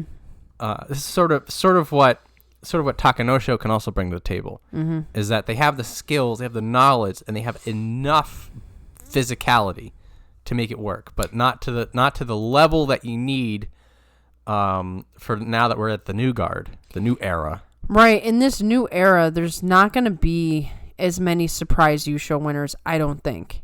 Which is why we want it so badly. I know. It's hard for me to say, though, right? Like, think about it. Unless Onosato wins every single tournament, we haven't seen Kotozakura or Hoshoryu win in a while. So, September was their chance. Yeah, so I could be wrong in this thing that I just said. I mean, because I don't think Onosato's going to win all the time. We might be looking at a November where maybe it's not unexpected. Maybe it's Wakatakage or Wakamotoharu, Well, Kirishima. Put a pin in that. Yeah, I don't even know who I'll guess for next time. I gotta lick my wounds for the next couple months. Because November is Takakeisho's tournament. Yeah. Sorry, I'm not going to bring it down too much. But we're on Mitakeumi, and he got a 4-11, so it just brought me down. Well, Mitakeumi, like you said, he's your old nemesis. He's my old nemesis, and now I don't even care as much. Like, I don't care in the, I need you to lose. Now it's like, do whatever you want. It's like in those X-Men episodes where Professor X and Magneto are working together. Yeah. Like they look at each other and are like, there's still bad blood, but we've got some things to do here. Exactly. Mitakeumi is your Magneto. He's my Magneto. I agree. He's just like your foe of old. We're not fighting anymore, but we're too old to fight right now. Yeah. But I'm still keeping a side eye on you. Still the side eye. Still, don't you start any more trouble. Yeah, you stay right where you belong, and Megashira 7. All right. Him at Megashira 7. He should go on a tear. He'll do some damage. I'm looking forward to it. I'm just wondering if we ever get another Mitakeumi Yusho, because he usually feasts on the weird bashos where somebody's out or, everybody's doing kind of weird. There might be one more Yusho in him. Maybe. He's not going to be in Sanyaku again, but he might get another Yusho. Yeah. If we came in from a time machine from 2 years ago and you told us Mitakeumi wins another Yusho, we'd be like, that sounds right. Yeah, like that doesn't even sound weird. I'll believe it readily. Yeah. So, we're going to have a flip of the record. I'm going to go over to Megashare 3 West. Wakamotoharu 11-4. Wakamotoharu's back, guys. This was how great. So this was pleasant relief / surprise too. We got Kirishima back, and now we got Wakamotoharu back. Very appropriate considering that they were in parallel, like during those days where Kirishima was making a run for it. Wakamotoharu was making a run for it. Step behind, but he was there. Right, and now it's like together they're rising out of nowhere. Yeah, so, and he wins it his way. It's that signature ring edge reversals. Which we haven't seen in a while. That's how you knew he was back. Yeah. Because whatever was wrong with his foot or his toe or something, it didn't let him do that. He was able to do it, and probably the standout fight is getting the belt and driving Kotozakura. Beautiful match. I saw that and I'm like, okay, that's something that old Wakamotoharu couldn't do. Right. So it's like, not only is he back, but he may be better. I hope so. I really do, because we need Wakamotoharu. He was a very exciting, fun wrestler, and it was kind of depressing to see him sink. Yeah, I think it was either Takanosho, I think it was Shonannoumi actually, that he also goes inside and does the shoulder tackle attack. Like he's in Street Fighter, he just gets underneath and just runs him out. I'm like, holy crap. That kind of physicality. Right. That's the Wakamotoharu who was in Sanyaku, starting to build up an Ozeki run, and we're like, okay, what do you need? Right. So he was floundering for a little bit, but now he's back, and he's kicking ass, and it's exciting. It's got to have at least some to do with having his brother back. All right, I'll start talking about this now because this is what I want so badly. Okay. So we have four contenders. Wakatakage gets a 12-3 at Megashira 7. So we've got two Kamasubi slots empty. We've got to fill them. We got a bunch of weird stuff going on. Ura 9-6, probably a little too low. Shodai 10-5. Weird. Wakamotoharu 11-4. That's pretty safe, right? Oho 9-6. Here, so you got a 9-6 at 2.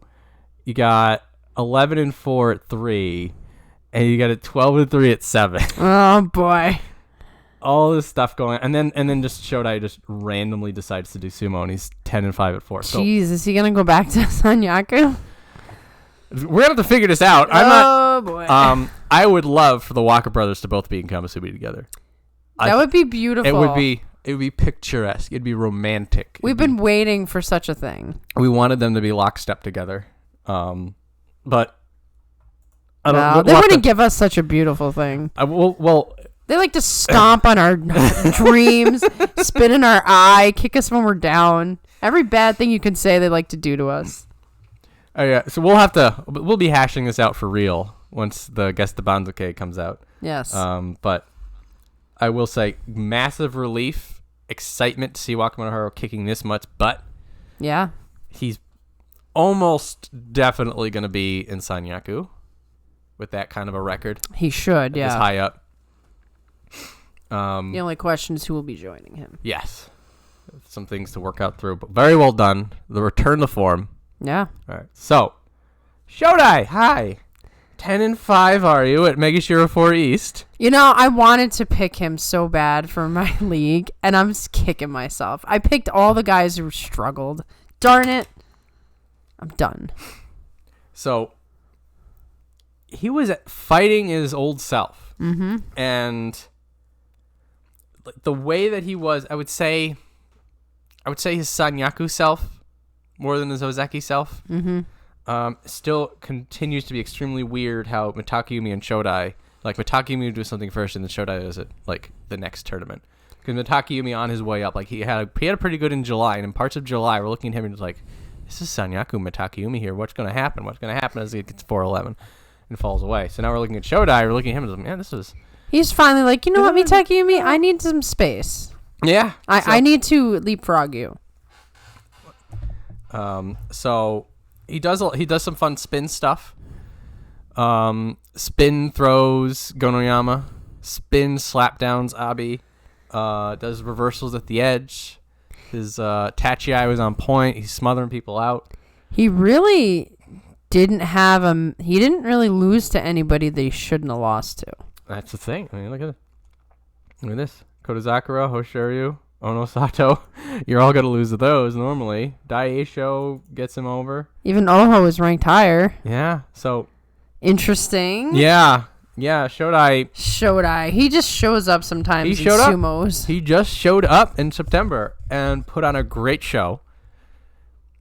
What's going to happen in November? No clue. No clue. Absolutely no idea. I mean, you would expect, okay, now he's going to, 3-12. Yeah. But he's put 2 good tournaments together. He's put 2 tournaments together, and he is not going to be fighting anybody different. Right. He already fought all the same guys, and maybe he gets a win off of one of those 4 in the middle. Getting weird. It's getting weird. Getting weird in here. Like, good weird. Exciting weird. You can't ever, root against Shodai. You can only just, kind of laugh at Shodai. So, well done. Yeah. This is the kind of exciting Shodai that is threatening and dangerous, and... It's good for the newbie sumo fans to see this. Because, sometimes you get the newbies come in and they'll say things.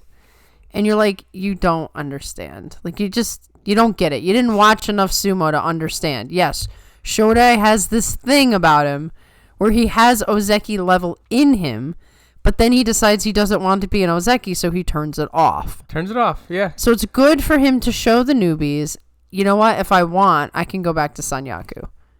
And then I won't want to again because I won't want to be Ozeki, and I'll turn it off again. Turn it off again, yeah. But Shodai performing and in the ways that are exciting is A-okay with me. Yeah. A-okay. I'm giving Shodai a thumbs up right I want him to play spoiler, unless it's Hoshoryu. Spoil everybody else's tournament, but not Hoshoryu. I think the Ozeki will have him on lock. Probably. It's like they kind of know Shodai's thing. It's yeah. Absorb the Tachi, get you upright, and then send you out. Yeah, well done. Well done. I am very curious for Shodai's November. I'm very curious. Well, everybody kind of turns it up a notch because it's the last tournament of the year. So he's got potential, if he really gets fired up. But if he runs into other people that are bringing their A game, then he's sunk. I'm looking forward to it. We'll see what happens. Already can't wait for 2 months to go by. Yeah. So, Kotoshoho, the third 7-8 person who was just so close. I was concerned that Kotoshoho was going to get blown out because he was having a slow crawl, his slow increase. He has stepped his game up significantly.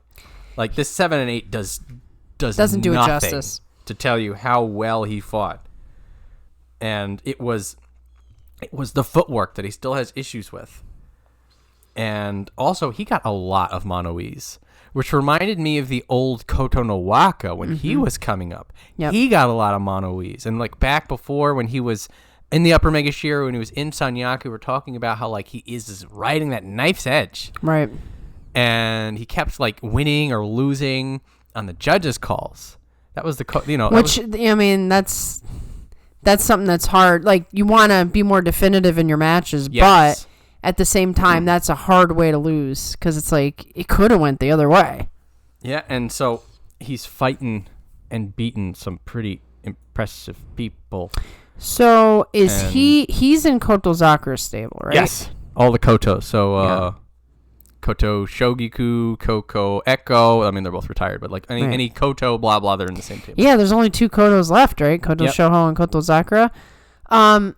Hopefully Kotozakura and Kotoshoho can really actually amp each other up, because they're 2 good opposing styles to like show the other one what they lack. Like Kotoshoho in the footwork, I think Kotozakura has actually excellent footwork. So if he could just help him out with that, and then Kotoshoho can help Kotozakura with the aggressive guys, because Kotoshoho does not lack confidence anymore. That was one of his problems. He has figured it out. He's also moving backwards. Kotoshoho has been able to start controlling people in a way that Kotozakura does so well. So Kotoshoho is definitely learning from Kotozakura. Yeah. He's downloading it in. Kotoshoho is a little bit more of a stand and deliver kind of guy, like when he fought Meisei and who's the other one? Hoshoryu. He just smack. I mean, he can really go in there and brawl. Hoshoryu definitely got the better of it against Kotoshoho, but against both of them, they were just like, no, we fighting. That was the match where Hoshoryu had been struggling for a while, and you could just see he wanted that fight. Yeah. Like, it was amazing to watch the 2 of them just bruise each other up, because it was like, Hoshoryu's like, yeah, I got to get some aggression out. Like, let's do this. Yeah. It was just like a back alley fight. Yeah, if we look, this was the tail. This is the tail end of the like aggression. He's just like, I got to get this back out, and so here comes Kotoshoho.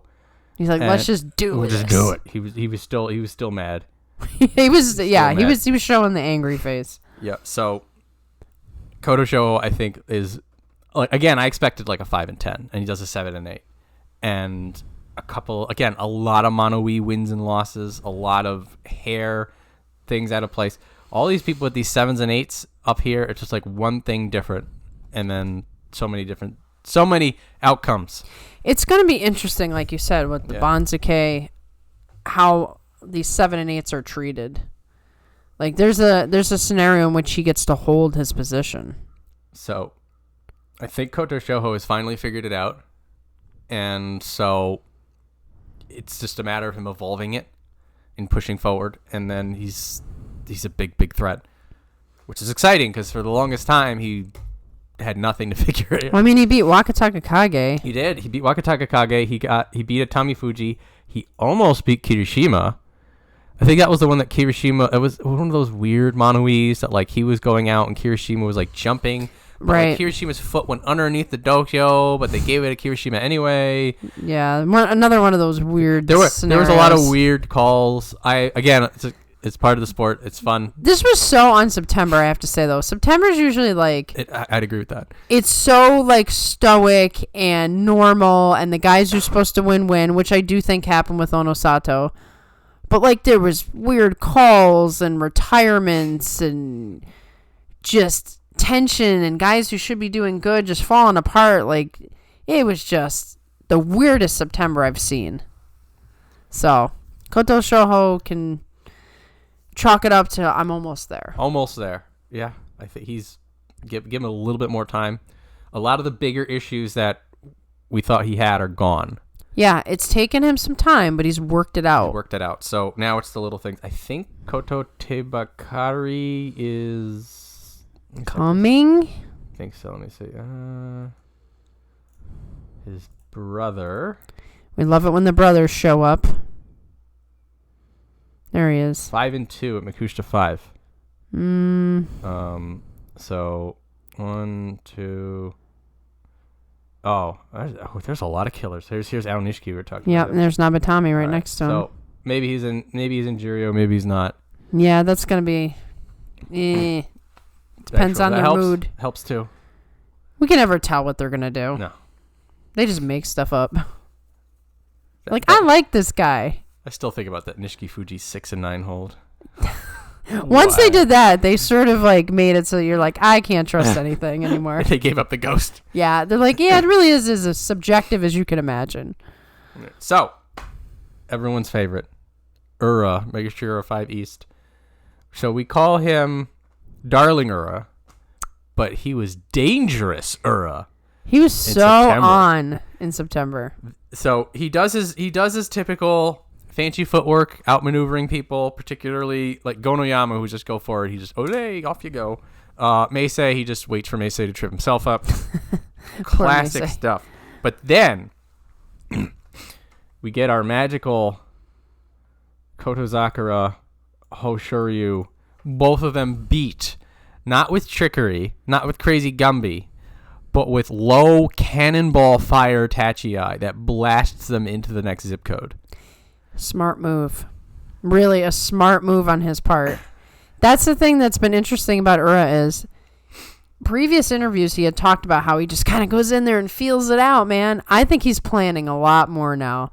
Yep, I'd agree with that. There was one match, I can't remember which one it was. I'm like, I think it was the Hoshoryu match. I'm like, he knew exactly what he was doing. He planned this out. He knew how to get Hoshoryu off balance.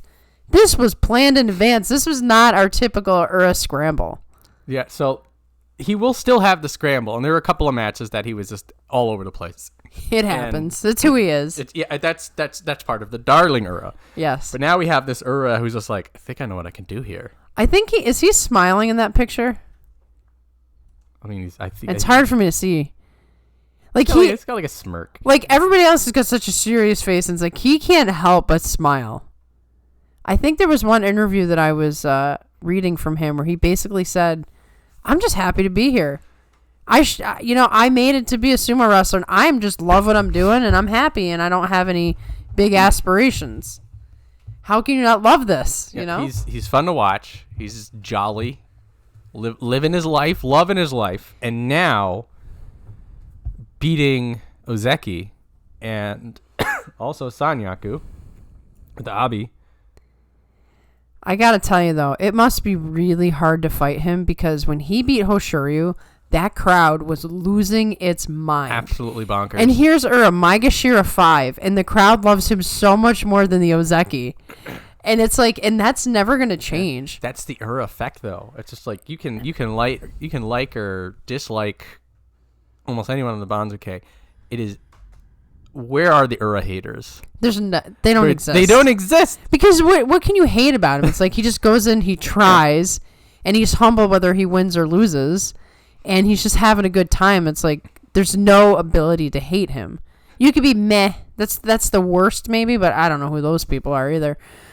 But Ura did an interview afterwards after the Hoshoryu one, and he basically said, the crowd pumps me up. And they make me be able to do these things, and I will not lose for spirit. I'm like, beautiful.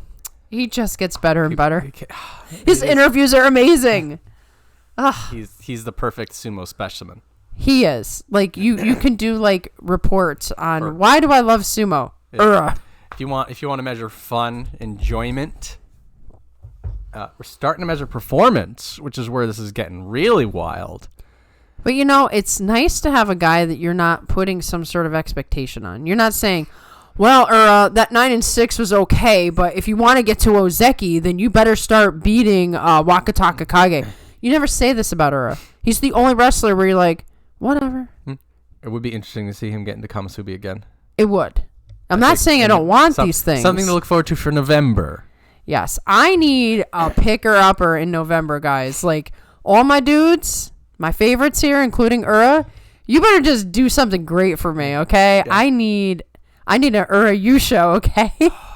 I need something amazing in November to cheer me up. Can you imagine? I'm imagining it right now. The world would just explode. It'd be over. Yeah. Or will be like, I can't believe this is happening. Like during the interview. He'd probably cry and... I mean, it would just be the absolute best thing that could ever happen. He'll drop the big macaron. I can't wait. The big macaroon would have to be pink. It would be. All right. All right. Out of Fantasyland. Okay. Time to clown on somebody really quick. I'm sorry. Oh, we're gonna. I deserve this. I was going through my notes. I'm going through it like I'm dissecting Shonannoumi 3 and 12 at Megashira 5 West. And it's like I was going over and things aside, and I'm sort of like, well, the curse of Takakeisho has taken him. And he deserves it. You know what? I've decided I'm just going to be how I want to be. All right? Shonannoumi, you hank a Takakeisho on the last day when the dude was down in the dumps. I hope you love your 3 and 12. I hope you love the basement you're about to land in. And you better. No, don't give him nothing. I want to see him. I guess you're a 15 for this dude. Boy. It's the only time I can be this way. I'll leave him alone in the future, but for today, you deserve the basement, buddy. Dude had a hex on him. He did. Because he was not fighting as himself. The Midorifuji fight here, what was it, day 10. This was a good Shonannoumi fight. And the rest of it was lost and blinded by the weight of anger placed upon him. Well, it might have been something about the seething in me every time his name appeared in front of me. I'm like, you know what? I hope you lose, buddy.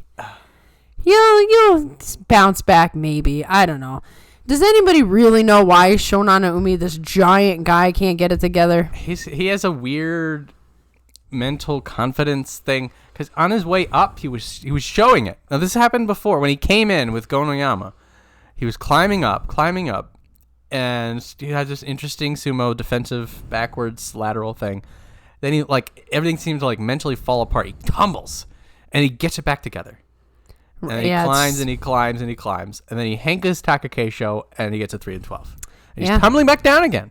You better learn, man. Just saying. So he's back in the tailspin. He's got to pull himself back out.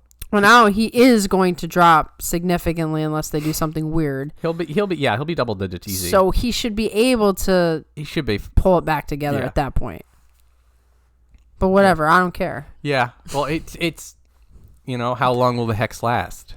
You know what? It's November and it's Takakeisho's tournament. He needs another one. I'm just saying. He might need a trip to Juryo and back. I don't know. It's possible. He needs to learn a lesson. I mean, yeah. What was it? What is it? You break a mirror, it's 5 years of bad luck. If you hank a Takakeisho, it's 2 bashos of bad luck. Yeah, I think that's fitting. Take some time in the basement, go to Juryo, come back, and say you're sorry. And then you can go back to where you were.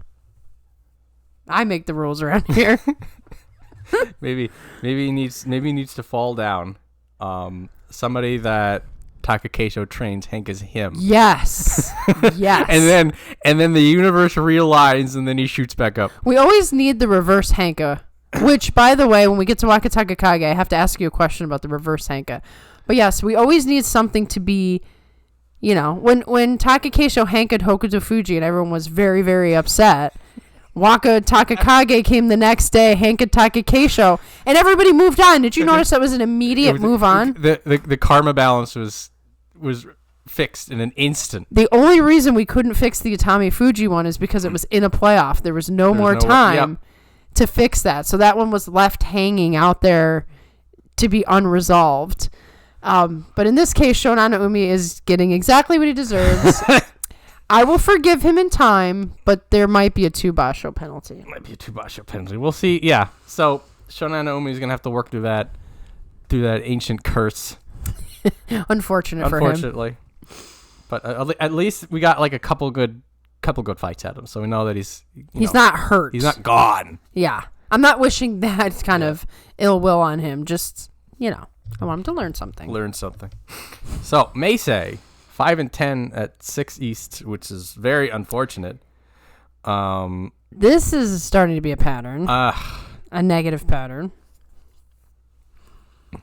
So he does his Meisei things, but he's losing his sumo sense. Yeah. He's abandoning it.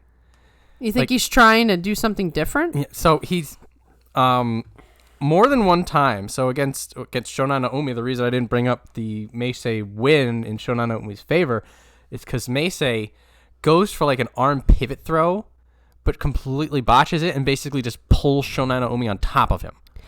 You gotta wonder, is there something going on? Mental going on. It's maybe he's just having a really bad basho. Maybe he's injured.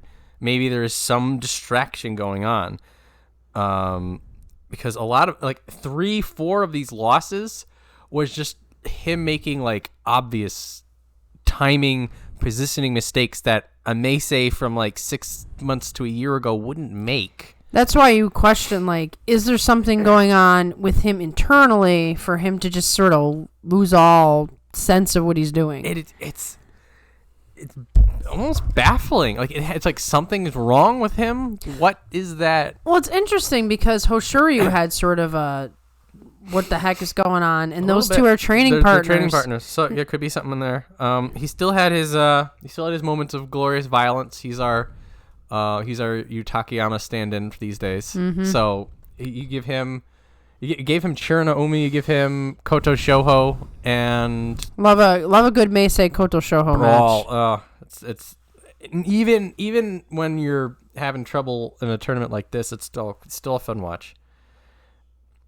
And like also like none of like the real telltale injury things are being shown. Like he doesn't give up at the edge. Like he doesn't like you could tell Takayasu was dealing with it. Yes. In a couple of the fights. Like it wasn't anything like that. I mean, it could still be an injury thing. But it's more like, oh man, I dropped my keys. Yeah. Oh, and I dropped him down the sewer. Oh no, where did I put my cell phone? That was kind of like Meisei. That's the Meisei energy. Yeah, where am I? Where are my keys, Meisei? Yeah. I like that. That is it. So where are my keys, Meisei? Yeah, I figured being a little further down would give him a chance to figure it out. Compose himself a little bit. But it's just bad, if not worse. So hopefully, what was his July record? He was higher up. This was the July was the. Can you figure it out? Oh yeah. He was sitting on the cusp. And this is after the 10-5 in May. Well, also a 10-5 it makes you a 5. Right. So we're like, okay, he's figuring it out, and then maybe he's a little too high. So July was the big, can you get back to Sanyaku? Can you reclaim your throne? And there was a resounding no. Mm-hmm. Maybe that's stuck in his head. Right. Because now he was lower than he was before when he got to 10-5, and he's almost as bad as he was when he was higher up. So something has happened to him. Yep.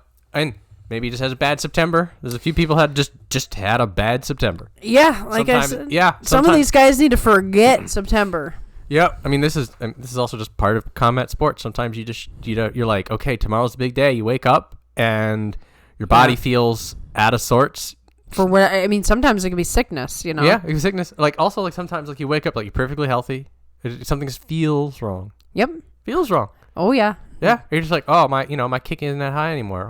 My tachi is just what's going on. And then you get a little tentative, and it's like, oh, I'm getting my butt handed to me right now.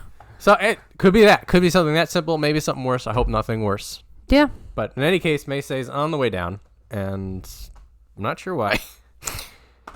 Next up, Gonoyama. 6 West, the reverse Enho continues.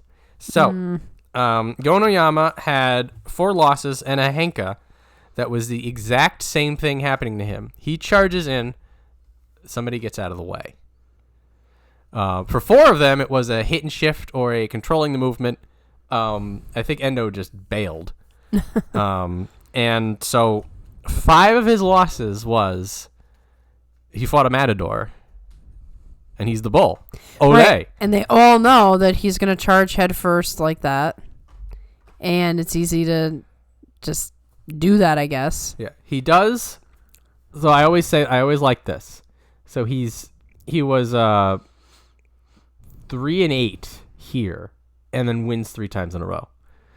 And against Oshoma. Always important. Yep, Oshoma having a good tournament, Roga having a good tournament, and Mitakeumi. So this is the loses the Kagayaki. Gee. On the last day, that's a right because that's almost a 7-8. Like so things were going in the right direction, then bam. For Kagayaki, this win might have been the difference between him going up or going down. Okay, so he had some extra desperation. Kagayaki was in 100% desperation mode, and so for Gonoyama, this didn't really mean much. Which every match means something. Gonoyama. Anyway, so Gonoyama's smaller problems are becoming his bigger problems, which is that he gets high up enough and people have figured out, like when he fights people lower down or people who are smaller, they are gone. They are blasted out. Right, and that's the thing about Gonoyama is that part of what gave Takakeisho success at being able to just do blast out sumo is that he could get underneath in a way that you just couldn't defend. And he was quick. Now, it might have been because he couldn't get his hands down to the Shikiri-sen. I don't know. He was quick and under you when you were out. Gonoyama doesn't have that going on. So if he's going to choose the style of blast you out because he's a powerful Tachiai, he's got to have a backup plan. Like, he's just not getting underneath and gluing himself to people. They are gone, like you said. But these little guys, they can't compete with it. But the big guys, like, they can absorb it if they have to. Even if you get them with, like, one hand or something as they're slipping out of the way. So he's got to evolve his sumo to more than just this one thing. Yeah, he was before he was a prospect. I want him to do better. I want him to do better too. Like Onosato is sort of the example of what that kind of power can do if it's focused. Yeah.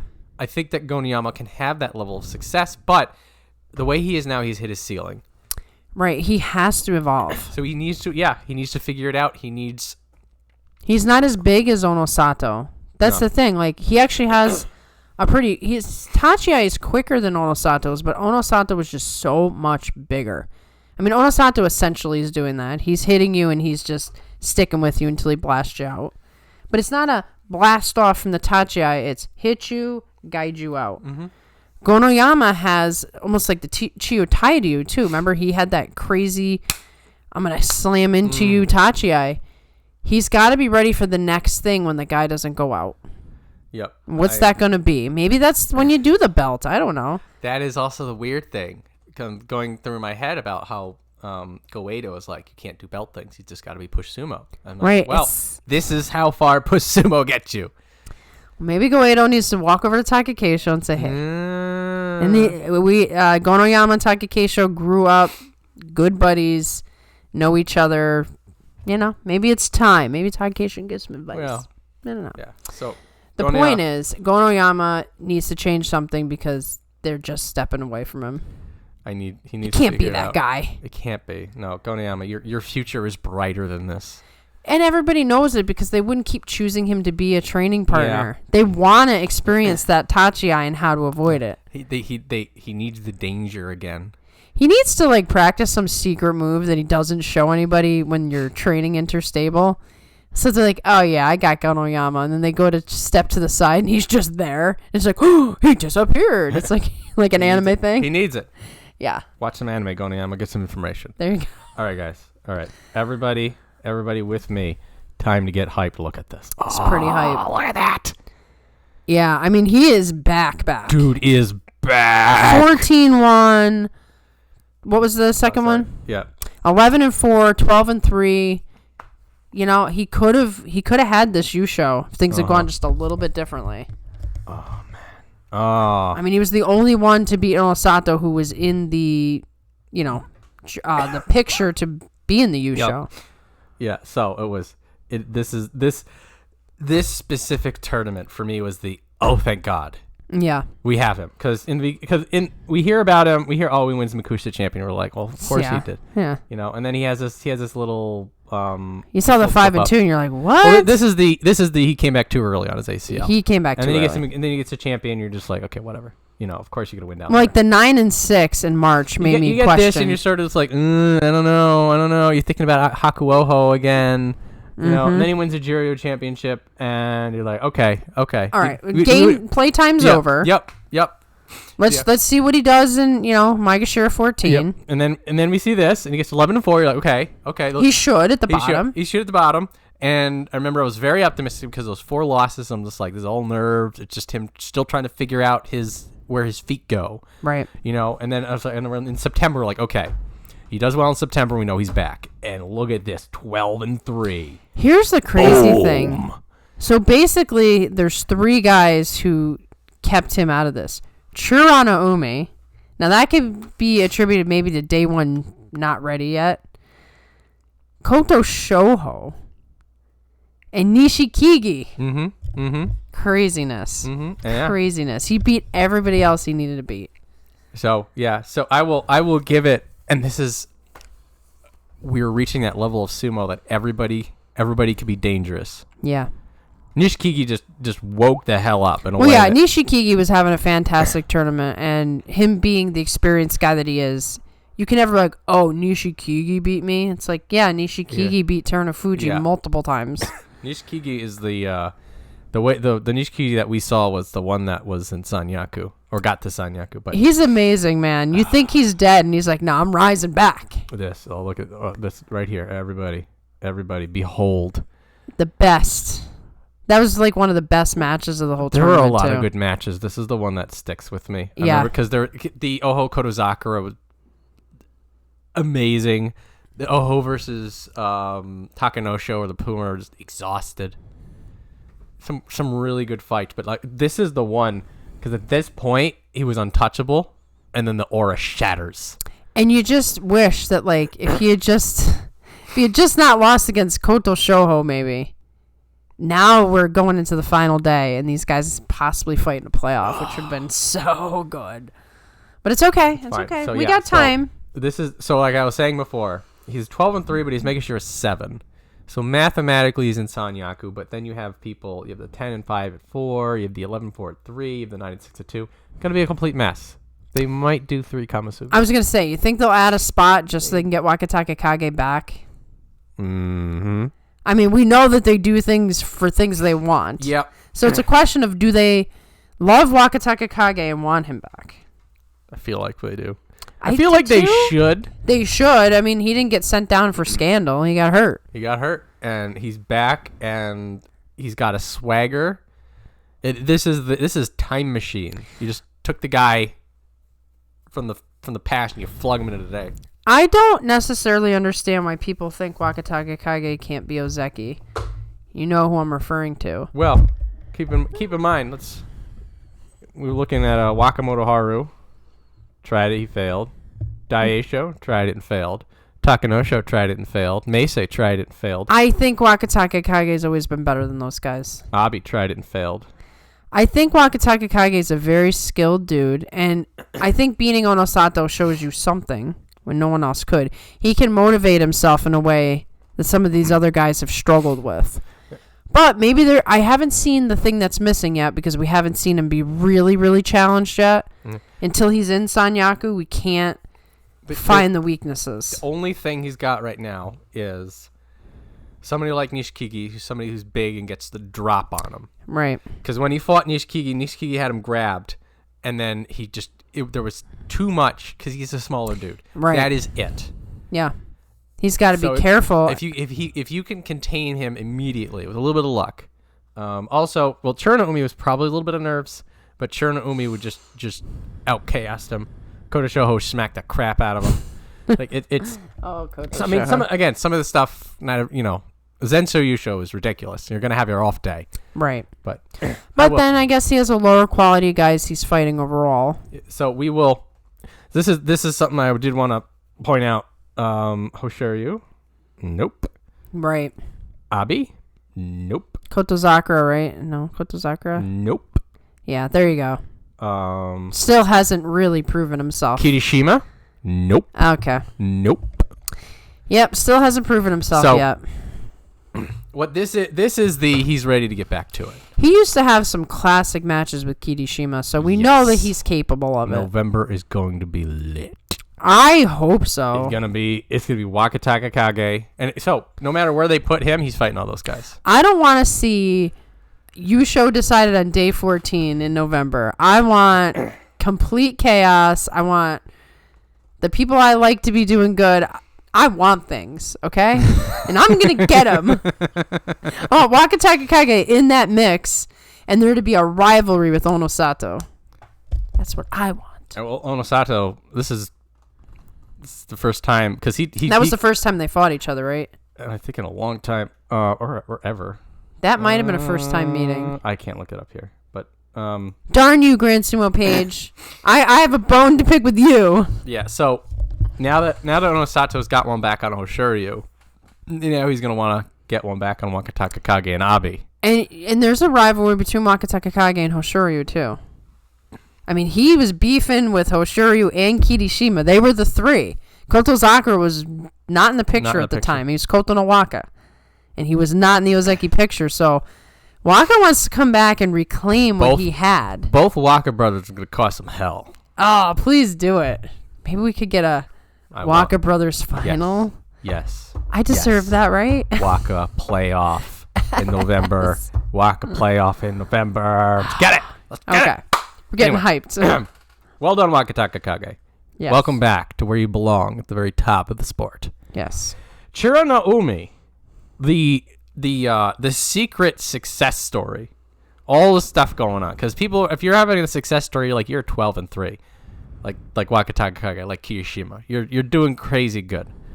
Churanoumi making a statement, like we're saying, beats Wakatakage on day one. Mm-hmm. To start it out. And when we were talking, when I was talking about Churanoumi, we were like, he's a little too high up. He's not going to make it up here. You didn't, yeah. You had no faith in that. I was like, I want you to do well, but I don't expect it. And he gets a 10-5.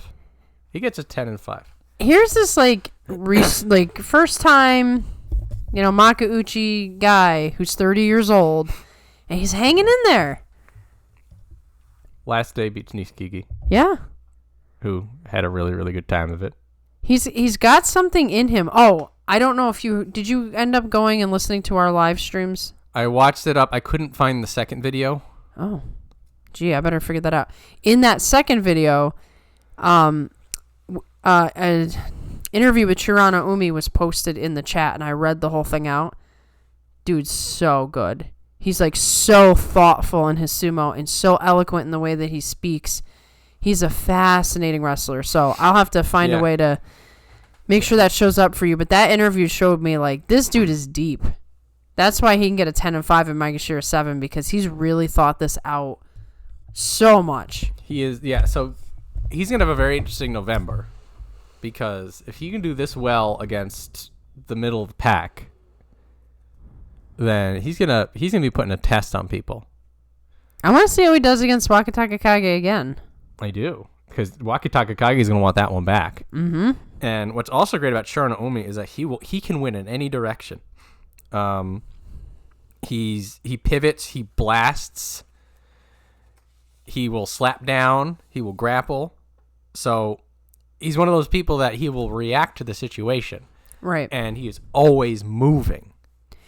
And he has experience. It might not be in the top division, but he's been doing this a long time. So, he's not just out there like grasping at straws. He's got a plan, and he's just got to execute it. His sumo isn't flashy. No. It isn't like he's not doing crazy Hoshoryu pivot throws. It's stable. And it's also there's an element of like chaos to it. So sometimes like he'll win, but it's on a reaction. So it doesn't. He doesn't fight in a convincing way, but he fights in a way that's consistent and produces results. Right. He's sort of a more stable version of Tobizaru. Maybe not quite as good, but like sort of, you feel a little bit more like I don't know. I feel like he's more in command of what he's doing. Sometimes I feel like Tobizaru is like, whatever, let's see what happens. You take the Tobizaru, you take your Shodai, your Mitakeumi, your Abi. He's in that space. But he hasn't been here for long, and again, I honestly thought he would get on the other side of that. Yeah. And so I am so happy to be wrong, and to also winning against key people, winning convincingly. Mm-hmm. No, not a lot of mono-ease, no help from the refs. Right. This is crisp and clean. And in November, he's gonna be up there, and he's gonna fight all these people we've just been talking about. And then we'll really get to see Atamifuji, Wakatakage, Wakamotoharu. Like, welcome to the big league. Big leagues. Uh-huh. And we're talking about on the other side about here's all these people that need to win their Yusho at the end of the year. Mm-hmm. And so everybody's bringing their A game unless they're injured in November. If they look at Churanoumi and they're like, maybe that's my day off. Mm-hmm. I know. Oh yeah, I got this. Hoshoryu would definitely underestimate him. Unless he starts getting. Maybe this tournament taught him something. It's like, dude, you can lose to anybody. So we were talking about you need your foil. I hope he plays foil. Churanoumi is in a prime position to play foil. Nice. Or get like a 3-12, but I don't want that. I want the foil, so I'm going to say that part out loud. Anyway, speaking of foil, Endo. I'm going to talk about people that Actually, no, he didn't. No, I have a question for you about Endo, actually. I missed the Endo Wakatakage match for some reason. I don't know how that happened. Was that this time or last time that Endo hankered Wakatakage? Well, he lost. So it must have been last tournament or something. Because what happened was I was watching Murray, and Murray said, "Oh, Wakatakage steps to the side, getting revenge on Endo for that hanka." Oh, he lost this time. He lost last time. So I don't know what that was about. Lost that time. Somebody said something to me about, oh yeah, he hankered him. I don't remember that. So it happened at some point. Whatever. Moving on. Yeah. There was a hanka somewhere, but Wakatakage hankoed Endo. I watched this. Hankoed Endo this time around, and nobody was salty about it because it was revenge. He's like Waka's the revenge hanka guy, I guess. What? Bonk. Well, so for Endo, like the definition of the week 2 fade, he was 7-2. He was on the Yusho talk, and then he just falls out of it. Which he's done this sort of thing before. So some of it is, let's look at your week 2 lineup. Here's Wakatakage. Here's Takayasu. Here's Ura. Okay, you're gonna probably lose those. Lose the Kagayaki. This is the fate. Yeah, and Takanosho. This is when it sort of all the gas fell out of his tank because of these losses. Right, because there could have been a 10-5. Yeah. Yeah. So a bit of it is tough matchup, and then a bit of it is he's a fader in the second week now. He doesn't have all 15 days in him. No, he's already veteran in body. I don't think he's 30 yet, but maybe he is. Somebody. Yeah. So the woes of March, where I sort of gave him his eulogy, seems to be well and truly behind us. He is 34. Oh, okay. So I'm totally wrong. He's a veteran. The thing is that he looks like he's still in his 20s. That's what it is. He's got that that youthful, baby face. Yeah, the diva role model kind of a face. Okay, at 34, it makes sense that you start to peter out in week 2. Peter out in week 2. Perfectly fine. And his wins, again, the first week was just glorious to watch. Signature technique. Punches up against Meisei and Gonoyama. I mean, he hankas Gonoyama, but still, Gonoyama, you should be catching that. Yeah, at this point, Gonoyama should expect a hanka from everybody. Yeah. And then fight accordingly. So the 8-7 means that he's not going to be going crazy up, but again, 7-2 in the first week, he was looking pretty good. Right. He just sort of took his foot off the gas. Maybe he just self-corrected because he's like, I don't want to go too high up. Too high, no. With a 10-5, I might not be able to handle where I'm going. So maybe it was all the high IQ play. Yeah. So good to see Endo back again. Earlier in the year, he seemed to be fading away into the sunset. He's keep on keeping on. This is not a fade. I'm going to be here a while. I mean, at 34, Tahakuho retired at 35. I'm pretty sure. So, how many more years he got in the tank anyway? This is, when did you start? How crazy do you fight? What kind of injuries are you battling all these years? Injured are you? What kind of training do you do? Which all sorts of stuff gets really. How much more money will you make by staying in sumo versus leaving? Yep. So there's a lot of factors on people like that. But he got on the good end. Well done, Endo. Midorifuji, another 7-8. That is just razor's edge 7-8. All these 7 and 8s were like every single one. They weren't somebody who was like down at the bottom trying to get enough wins not to sink. Yep. They were all people just at the end. So we have Ichiyamamoto, we have Tamawashi, we have Churanoumi, and we have Meisei. All powerful people who like to drive forward, and Midorifuji eats the offense and turns it against them. That's what Midorifuji's been working on with this weird like stand and deliver training arc. So it's starting to pay off. Yeah. We see the Kotoshoho come back, which was nice. Which was also nice. But what's happening is that he also, like Gonoyama, is starting to get red. And so because he's so small, like most of these guys know, if I catch him, he is done. So yeah, Roga catches him, Sadanoumi catches him. Interestingly enough, Gonoyama catches him. And one of Gonoyama's like gets somebody and sticks to him. And so in a way, Midorifuji's finding the limitations of this brand of sumo as well. Right. He also has a legendary fight with Hokutofuji on the last day. Which you didn't think Hokutofuji was coming back. I was crying. I thought this was it. Yeah. Because he was. We'll talk about that in a minute, but that was a 7-7 Darwin match, and Hokutofuji like strangles him to death. That was wild. It was like Darwin match with Midorifuji. Oh no! So Midorifuji standing and fighting to the bitter end. In this case, quite literally losing on the last day. He's another one where they may not punish him too much because of the quality. Yeah, he's had high quality sumo, and even with the last day's match, it was like it could have went either way. So he's starting to go back to some of his old ways, as we're seeing. And so now the key for Midorifuji is to take some of that really strong defense that he then sort of turns it against the attacker with his lateral more sumo with the Kachikashi, put that all together. Mix it all in a big pot and just throw it at these guys. So November may be the first time that we get to see if this hybrid effect comes into play. So his training arc may be turning into something. Yeah. When we go into 2025, we'll see. I do like the training arc. It's pretty satisfying. And Midorifuji is fun to watch every single day. I know. It's every single day. He doesn't get the same hype that Enho got, but isn't he smaller than Enho? He's in the lightweight class for sure. Yeah, so it's like he's actually hanging in there with the big boys and not getting knocked right out. Uh-huh. And he gets no credit for it. He's just kind of, Midorifuji. Yeah, he's just quietly doing his thing. Quietly doing because he's rebuilding. He's in the rebuild phase. Yes. Because he keeps hitting his head against Megashira 1 and can't get any higher. He's due for another 10-5, I'll say. November, watch and see. See if we're at the part where I think it's going to be starting to all click together. Right. For him. I'm looking forward to it. Ichiyamamoto, another 7-8.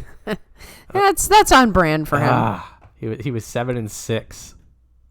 That's the worst. He's the only one where that happened, I think. So rough. In the 7 and 8. Also, Ichiyamamoto just has a history of being 7-7 on the last day. 8-7, 8-7.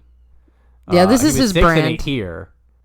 But like this is now, it's just it goes to the last final days for him always. He's getting some interesting experience then. He's starting to do it like an all or nothing kind of a sumo. Like either the Tachiai hits it and he wins it, or he can't follow up. But what is interesting are the exceptions. Against Sadanoumi and Ryuden, belt people. Mm-hmm. He gets some off balance on the Tachiai, then goes for the belt and runs them out. Maybe he could do something with that. Well, he's got those long arms. I mean, that makes you prime for that. It does. He does an Abi style push pull, like how Abi push pulled Onosato. He did that to Gonoyama. You gotta wonder if he watches Abi. The store brand Abi thing. Yeah. I was sort of looking at this. I'm like, okay, we have a few paths to success here. Either you really start working on these transitions, because like if he pushes somebody and it stops, Ichiyamamoto does not know what to do. No, he's like, He panics. He'll lean into it. He does pulls. He tries to do lateral movement, but his feet can't keep up. And then he trips over his own feet. Like that. That's what happens. But so it's that in that moment, you pushed and then they're not getting pushed anymore. As Ichiyamamoto, what do? You go for the belt. You get the win. You do the push-pull, the Chiyotairyu special. That gets the win. He actually, any match that goes super long, he wins those. Right, because he's got some time to make decisions or something. I think he's got a surprisingly deep gas tank. Yeah. That he just never uses because his matches are 5 seconds long. Exactly. It's like, just goad this guy into a long match and you'll win. I'm like, okay, we have like 3 things we could take out of this. You drag people into deep waters, you do the belt, you copy Abi's homework. It's like, I think now we're looking at this, we're like, I can see him figuring this out. Right. He's got a couple of different paths where you look at some guys and you're like, I don't know what he can do. What does Gonoyama do? Exactly. I don't know. I don't know what Gonoyama does, honestly, unless he has to transition into the belt, which Goeido doesn't want him to do. So, Ichiyamamoto continues to epitomize the sumo struggle. Yeah, he's the embodiment of the sumo struggle. In a beautiful way. And so with the 7 and 8, he'll maybe he's a rung down. Maybe they don't touch him. Well, at least he's doing better than the Ichiyamamoto who used to bounce from Juryo to. That one made me hurt in my heart. He's getting better. He's getting better. That's definitely what's going on. He's hitting harder. He does have better reactions. He's working on things at work. Yeah. So I mean, he can sort of hang his hat on that. Yes, and yeah, he's not going to have any Juryo issues if he keeps fighting this way. Right. So, somebody else doing well. Oshoma, 10 and 5. He tasted his first Makakoshi in July, and we're like, how are you going to deal with that? He's going to deal with it by getting better. He did a quiet 10 and 5. Everybody was focused on other people. Him, Churanoumi. Yeah. They're in the same bucket that you're just like, oh yeah, oh wow. Yeah, like for a while you're looking at, Yusho leaders and you're seeing Oshoma down there and you're like, Oshoma? Yeah. You want to know another nice 10 and 5 came out of nowhere? Oh, look at that. Well, that Takanosho, he's like Shodai in the positive. Yeah. Like he struggled. He's like, you know what? I'm just going to give him my all and I'm going to bounce back. These are like the stories lost in the absolute madness of September. That's why you got to go through the whole 42, because if you just focus on the top guys and the Yusho guys, you miss out on all the stuff that's developing, that's brewing, that might be a future thing. So underneath all that, Oshoma's turned a corner. Yeah. And so he already had sort of like his moving backwards kind of sumo. There were multiple times he was fighting somebody and he generated that offense from nowhere. Like him and Midorifuji, day 2. Midorifuji's pushing up against him. Oshoma's just leaning down on him. It's sort of a stalemate. Oshoma just reaches down and just turns him. He rotates him and throws him out. Right. It's like with like sheer power. Right. And like the thing is, like, it wasn't like Midorifuji was moving. It's not like not like it was a lateral throw. Or like he, took his foot and like was able to lean in. It was just like from out of nothing. He just grabs it and just like turn, throw. You're like, in a second. Okay. What happened? And he also drags around Ryuden, known for being large and strong. And he's just like, with giant hands. Yep. He's just like, you're moving now. Eat the dirt. Yeah. So he is figuring it out. He blasts somebody out. Let's see. Roga and Meisei, he blasts out. So Roga and Meisei expecting the pull game, and he goes forward. Right, which is a nice little adjustment. So Oshoma responds to the Makakoshi by saying, okay, I'm going to make this better. Which is what you want everybody to do. So there is the larger question. So he's not going to be able to pull this crap with the higher rankers. But at this point, you don't need to. You just need to work on the people around you. Right, exactly. You just need to get your 10 and 5 here, and then you figure it out when you get a little higher. Right. You might have to settle for an 8 and 7 up higher, but hang in there essentially. Yeah. So we're thinking about prospects. We're thinking about meteoric rise. Oshoma's doing it by the numbers, guys. It's promising. So his November, he's gonna. This is not his first double digit. No, when he came in, he did really, really well, and then he sort of petered out a bit. And then he's like, I'm gonna do it again. Are you gonna do the Kotoshoho that you sort of lose your mind when things don't go your way? Oshoma just figures it out. Well, it seems like, he must have a good sumo sense for him to like bounce back so quickly after heartbreaking defeat. I am excited for his November because he's going to start hitting some of the real people. Mm-hmm. And he had that in the very beginning. He had that bit that he was doing so well, like they had to throw Hoshoryu at him, and Hoshoryu was just like, get this mess out of here. Oshoma just seemed like the kind of person like he absorbs. Yeah. Absolutely. And as he starts to fight these higher rankers, because he doesn't have a lot of experience with them, he's going to develop some ideas and some tricks, and maybe over time he starts to be an actual formidable opponent. Yeah. I mean, right now he doesn't have the experience. You can't get it until you get it. So exciting futures for Oshoma. Some impressive backwards lateral sumo power, danger. Mm-hmm. Keep that eye on. Yes, definitely keep an eye on Oshoma. Did he do anything crazy in September? No, but he did enough. Yeah. He did more than enough. He did better than Hoshoryu and Kotozakura did. It counts for something. So, I will join absolutely everybody in congratulating surpassing 1,631 consecutive matches. I feel like we have been waiting and talking about this record for years. Like, it's been talked about for years, and it's like, wow, we're finally here. Which, add that to the chaos of September. Here's Tamawashi getting this incredible record on top of everything else going on. Shout out to Goose for making probably my favorite bit, which is every time it was another day, he congratulated Tamawashi for beating the existing record for consecutive sumo. That's the way to do it. Oh, every time it was funny every single time he did it too.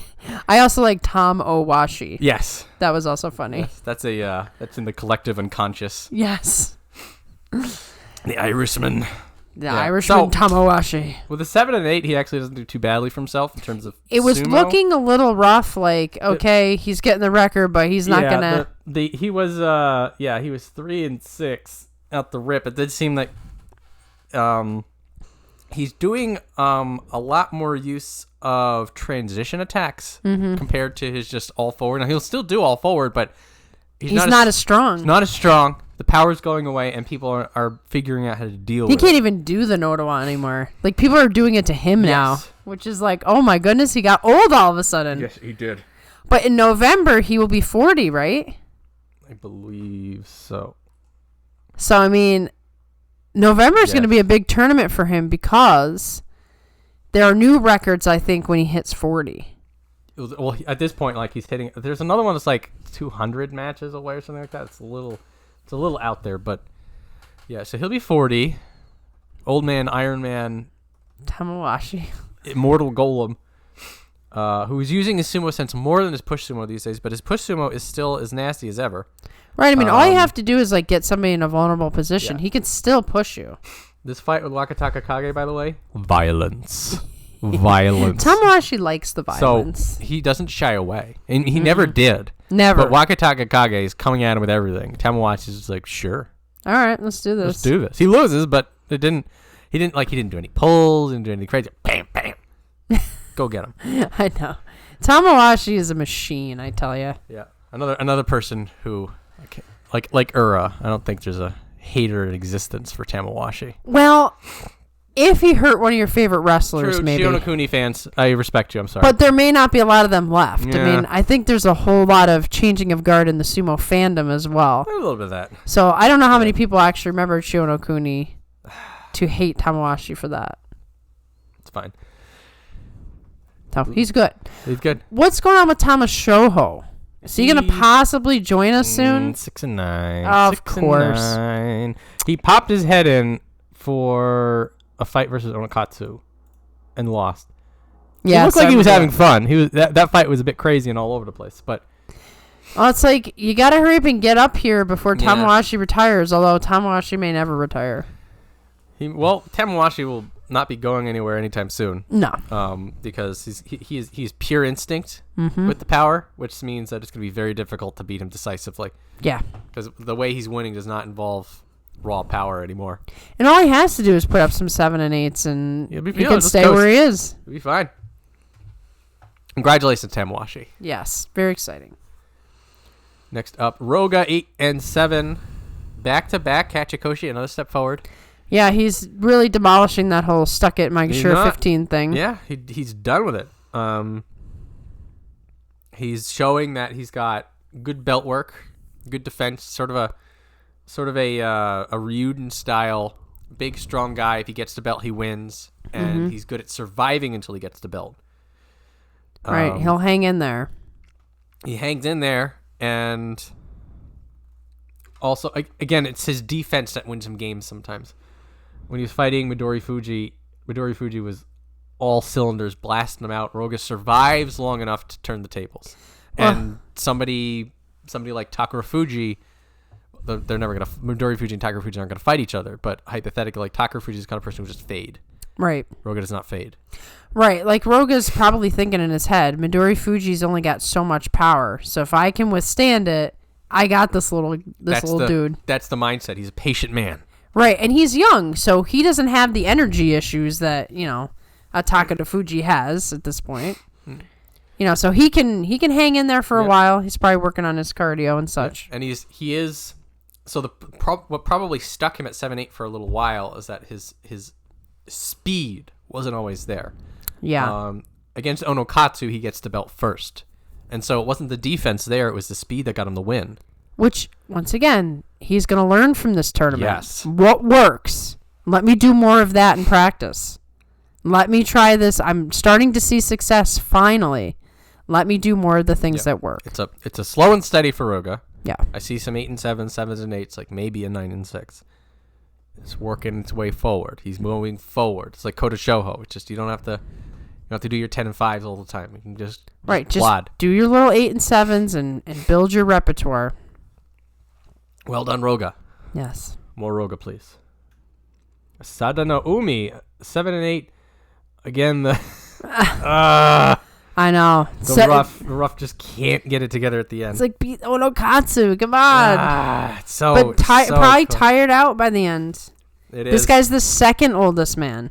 I think he's 37. Yeah, he is outlasting a lot of people as well. Sadanomi's problem is the Tachiai. You get him on the Tachiai and there's nothing he'll do. Almost all of his losses were because something happened to the Tachiai he couldn't recover.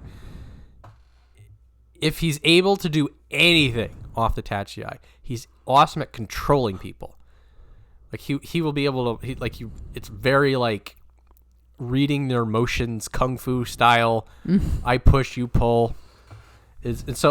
What happens as a result is he'll have days that he has these like really masterful displays of sumo where he just out-grapples, he outmaneuvers people, and you're looking at Sadanoumi, it's like, oh, he's back. Right. But then other days he's just gone in an instant. It's because that opening Tachiai is going to make or break everything him, for him, yeah. and he doesn't have the ability to always control the Tachiai.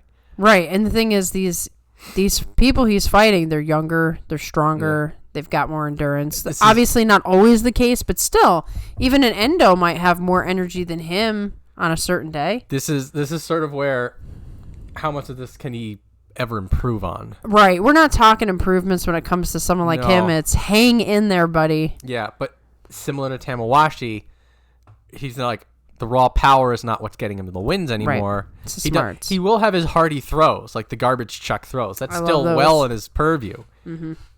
But there are things that, the 11 and 4 nearly wins the Yusho Sadanoumi of a couple of years ago is you're not going to have that. Yeah, not coming back. Not coming back. But at 7 and 8, he's more than capable of staying here. Mm-hmm.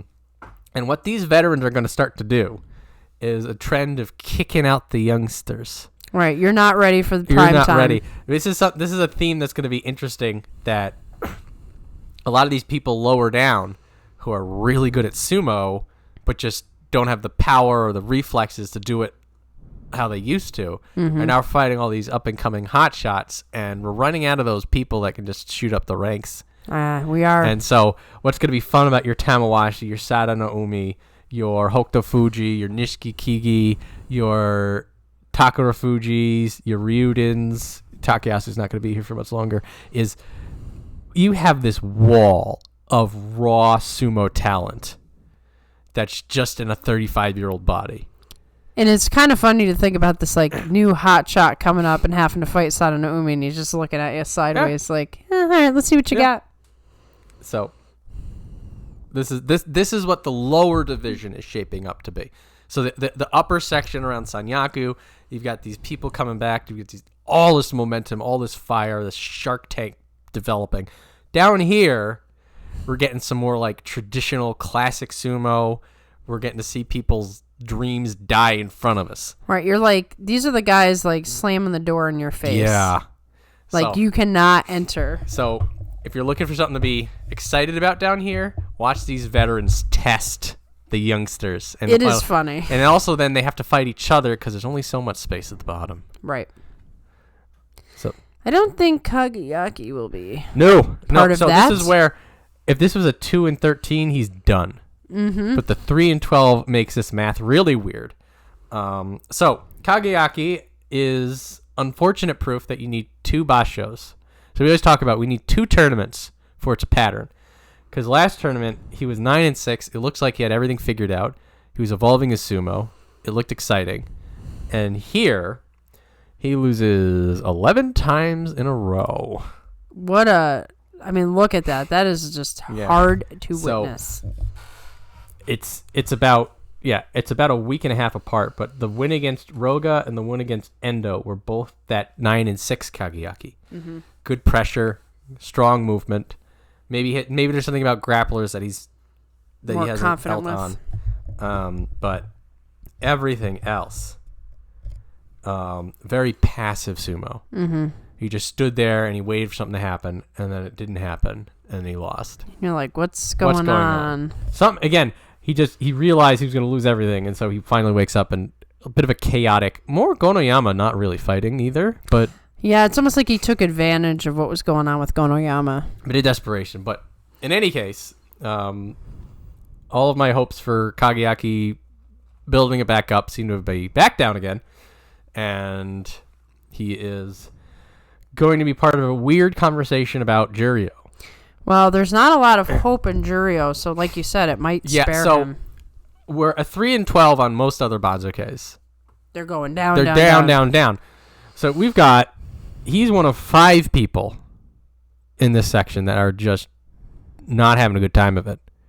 And there's not really 5 people to come up. Yeah, I mean, look at Bushozan and Kinbozan. Yep. It's basically equivalent because they're lower.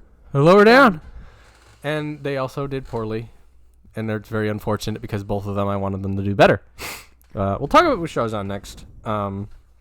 So, if you talked about Bushozan on day 5, he was 4-1.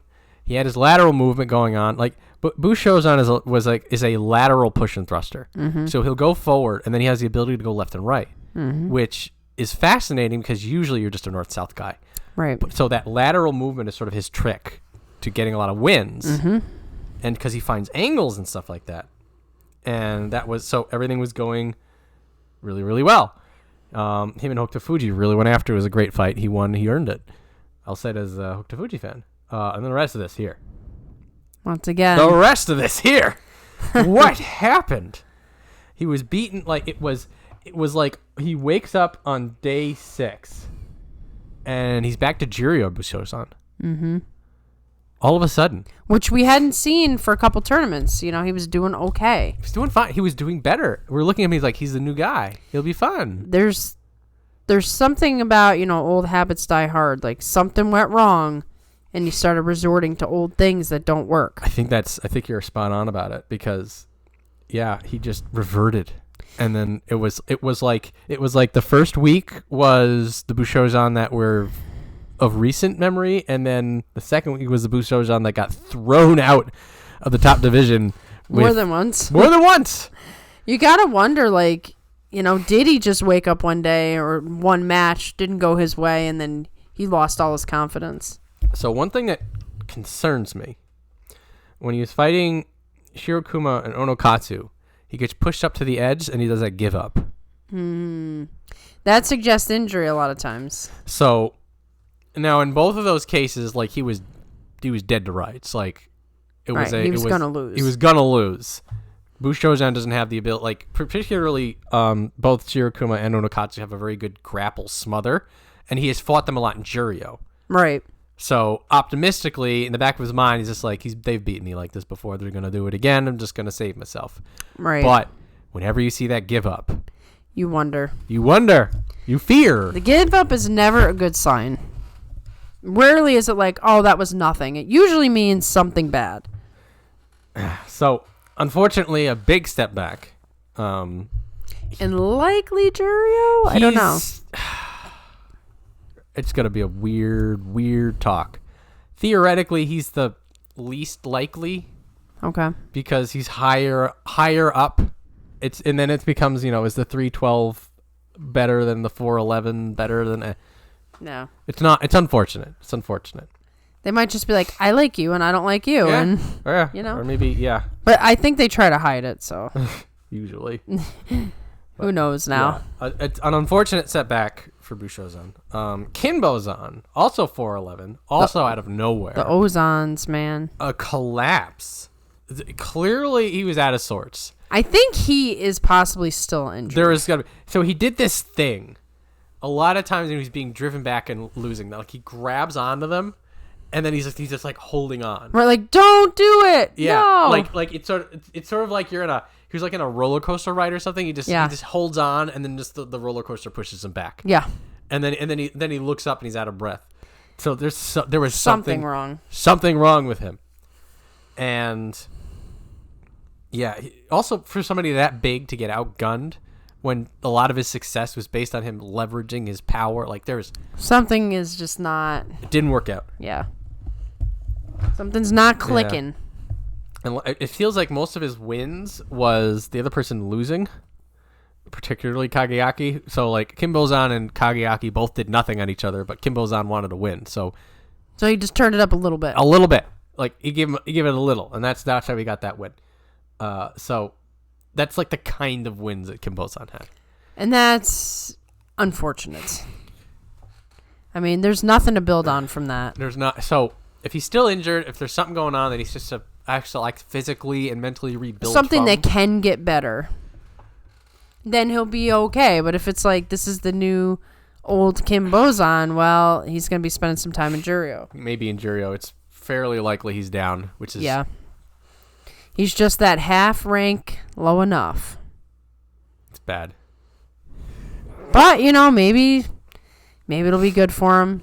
Fight some Juryo level guys and get yourself back together. Sometimes Juryo's a penalty box. Sometimes it's the rest area. Exactly. Depends on who you are. If the Kinbozan of old comes back, there is no chance in hell that Juryo can hold on to him. Right. He is just way too good. Way too good for that. Particularly the way Juryo is these days. Yeah, Juryo's starting to look like a retirement home. So, Kinbozan, I hope you figure out whatever's wrong with you. I hope you can heal up. Have a nice tournament off in Juryo, I guess. Yeah, start again next year. Hokutofuji. Oh my god. That was almost a sad story, and it turned into an inspiring tale. You want to talk about emotional roller coasters. Uh-huh. 8, 5, and 2. So, starts off, Hokutofuji is doing some, like, leveraging, not raw power anymore, so he's doing a lot of pressure, sort of just smothering people out, finding angles, refusing to give up, and he gets to 6 and 2. I send Maria Hokutofuji Yusho because I just feel it coming. Yep. Onosato's like 10 and 0. It's like, but hey, Hokutofuji's there. Hokutofuji's on the board, baby. That's right. You got it. Then he re-injures his knee, and then he goes out, and I'm like, oh no, he's gonna go from 6 and 2 to 6 and 9. And I was like, you sure he's not gonna come back? No, he's done. I'm done. He's done. He's done forever. What day was that? The Fusen? Day 11. See, the same sort of time period when we were getting Takakeisho retirements. It was almost like a double whammy here. Yep. And so I am this gloomy Gus. I was just because he looked like he was rallying back. He had the 6 and 9 before. It looked like sounds like it was arthritis. Arthritis. I think knee arthritis. I think was what they said. Right. So that's chronic, but there's also like rest can help it. Yeah, well, he comes back, and these two fights are some of the craziest endurance. It was amazing. On brand Hokutofuji, I will not lose. You cannot make me lose. I will rather die than lose in this fight. Both of them against people who know how to deal with Hokutofuji. Ryuden was just holding on, and Hokutofuji like destroyed the mountain with a spoon, just one time at a time. Oh my god! So he gets his Kachikoshi. After this so he goes from riding the high of, Yusho list to possible 6 and 9 to Kachikoshi, and now he's on his way up. On his way up. This man never quits. Whew. That's why I love him. He will never give up. Never. Nope. So, I don't this knee thing is very concerning. And Explain something. The fade's there. The injury's there. Definitely on the way out, but he moves it in the right direction. Yeah, I mean, for now, you're going to have him through the end of the year at least. Yes. I don't know. I don't see Hokutofuji retiring anytime soon. Maybe I'm wrong. He's like Ikkyoi. Yeah, I feel like he'll go for another year at least. He will be a smashed, it's like the ruined RC car. Like one of the wheels doesn't work, but you just still throw it down the line. Right, and there's a little bit of sparks, but the thing still moves. Well, it's funny. I'll have been transitioning for a while. Yeah, Takakeisho's been gone just when you have to deal with it for the first time. Well, first time, Kaisei's gone. Well, and you might be losing Aoyama. He's pretty gone. Yeah, but I don't know. I feel like Hokutofuji's like your top guy, though. Am I wrong? Yeah, I don't feel the same way about anyone else. Exactly. Like Tochinoshin, I cared a lot when he retired. That hurt both of us. Yeah, that was painful. That was a rough day. But Takakeisho's was worse. So I feel like Hokutofuji is your big guy. Like, you think you know what it's like to lose a guy until you lose the guy. The guy. Well, when Hokutofuji goes, I don't know if I want another one. I know. You won't be like me who's like, all right, I got to get somebody else. I got to have people to root for it. It helps me. I root for everyone. It's my problem. That is your problem, is John. my problem. You need some more hater blood in you. You need to be like, I don't like this guy. Like, you need a Shonannoumi to root against. We'll see if the Hex may get rid of him for us. It might. He might be the next Hokuseo or something. Ugh. Just feel bad for him. I know. I don't know what's going on with that guy. He's a counselor. Anyway, showing up when nobody wants him around. So somebody else was striking off the fade list in decisive fashion. Now, how old is Nishikigi? I must know this. Dude's a relic. 1990. He's 34. Same age as Endo. Yeah. Okay. So Sadanoumi's got 2 years on him. Okay. Yeah. 11-4. The way he was fighting, you would not think that he was fading out. No. The power came back. He's just. I would love to have watched him in his prime, man. Yeah. When him and Takayasu went on their tear, I'm like, all of those two are gonna have to fight each other, except they already did, and Takayasu lost to Nishikigi. Now, to be fair, Takayasu had that weekend off in the middle, where like his back just wasn't working, and one of those 2 days was Nishikigi, but Nishikigi gets that still. Yeah, he still gets it. He still gets it. I mean, Takayasu's younger than him, even though he's more beat up than him. Yeah, and they start throwing him. They gave him here to Umi, no problem. Gave him Oho, no problem. Wakatakage, no problem. Mm-hmm. Dude was fighting like he was back in the top. Jeez, if he beat Churanoumi on the last day, he's 12-3 with Wakatakage. Yeah. Come on. Or if he beats Terunofuji, which he's done. Or Hokutofuji, I mean. Yeah. Another case of just a different match, and you're talking a different story here. Yeah, so a little bit more objectively, a lot of these wins were probably he finally got low enough that he's just fine. Right.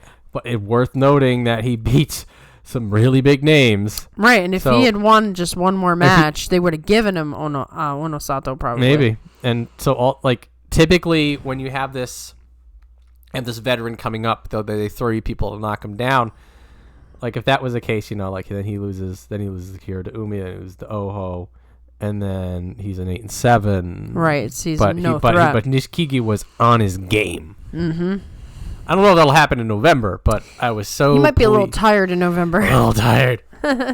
Loved seeing it in September. Yeah, it's good when we can take somebody off the fade list. He's off the fade list, and he's gonna be in the top division for. I want to see him fight Teru one last time. Oh, I'd love that. That's got to happen, man. He'd need to. He's got to stay up there. I'm about to say he'd need to do well in November, which is not beyond him. It's not. It's not. So well done, Nishikigi.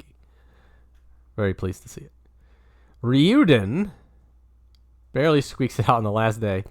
Uh-huh. A little streaky, but 8-7 is still an 8-7. And as we're saying before, like that 7-8, it's just that one win. Better than his last tournament, I believe. Yeah, it's becoming a little bit more. You know why he wins. You know how he loses.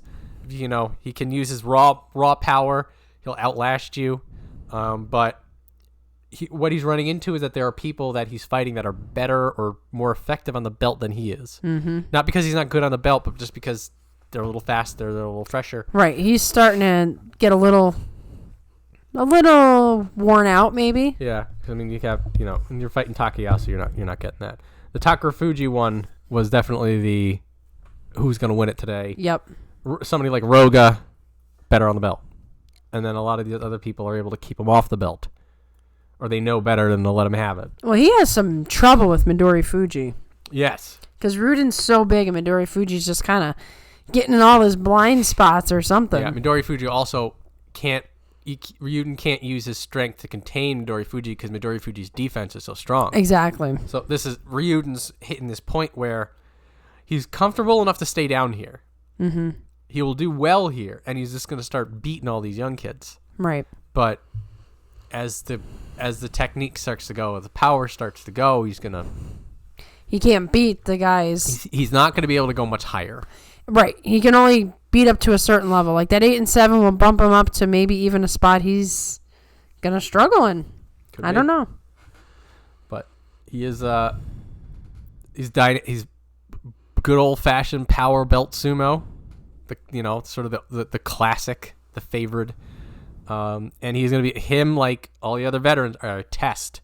Right, all for these the new people guys. coming up. You're new to the top division, or you're somebody who's coming back and you think you're better than these people. Well, prove it. Right, exactly.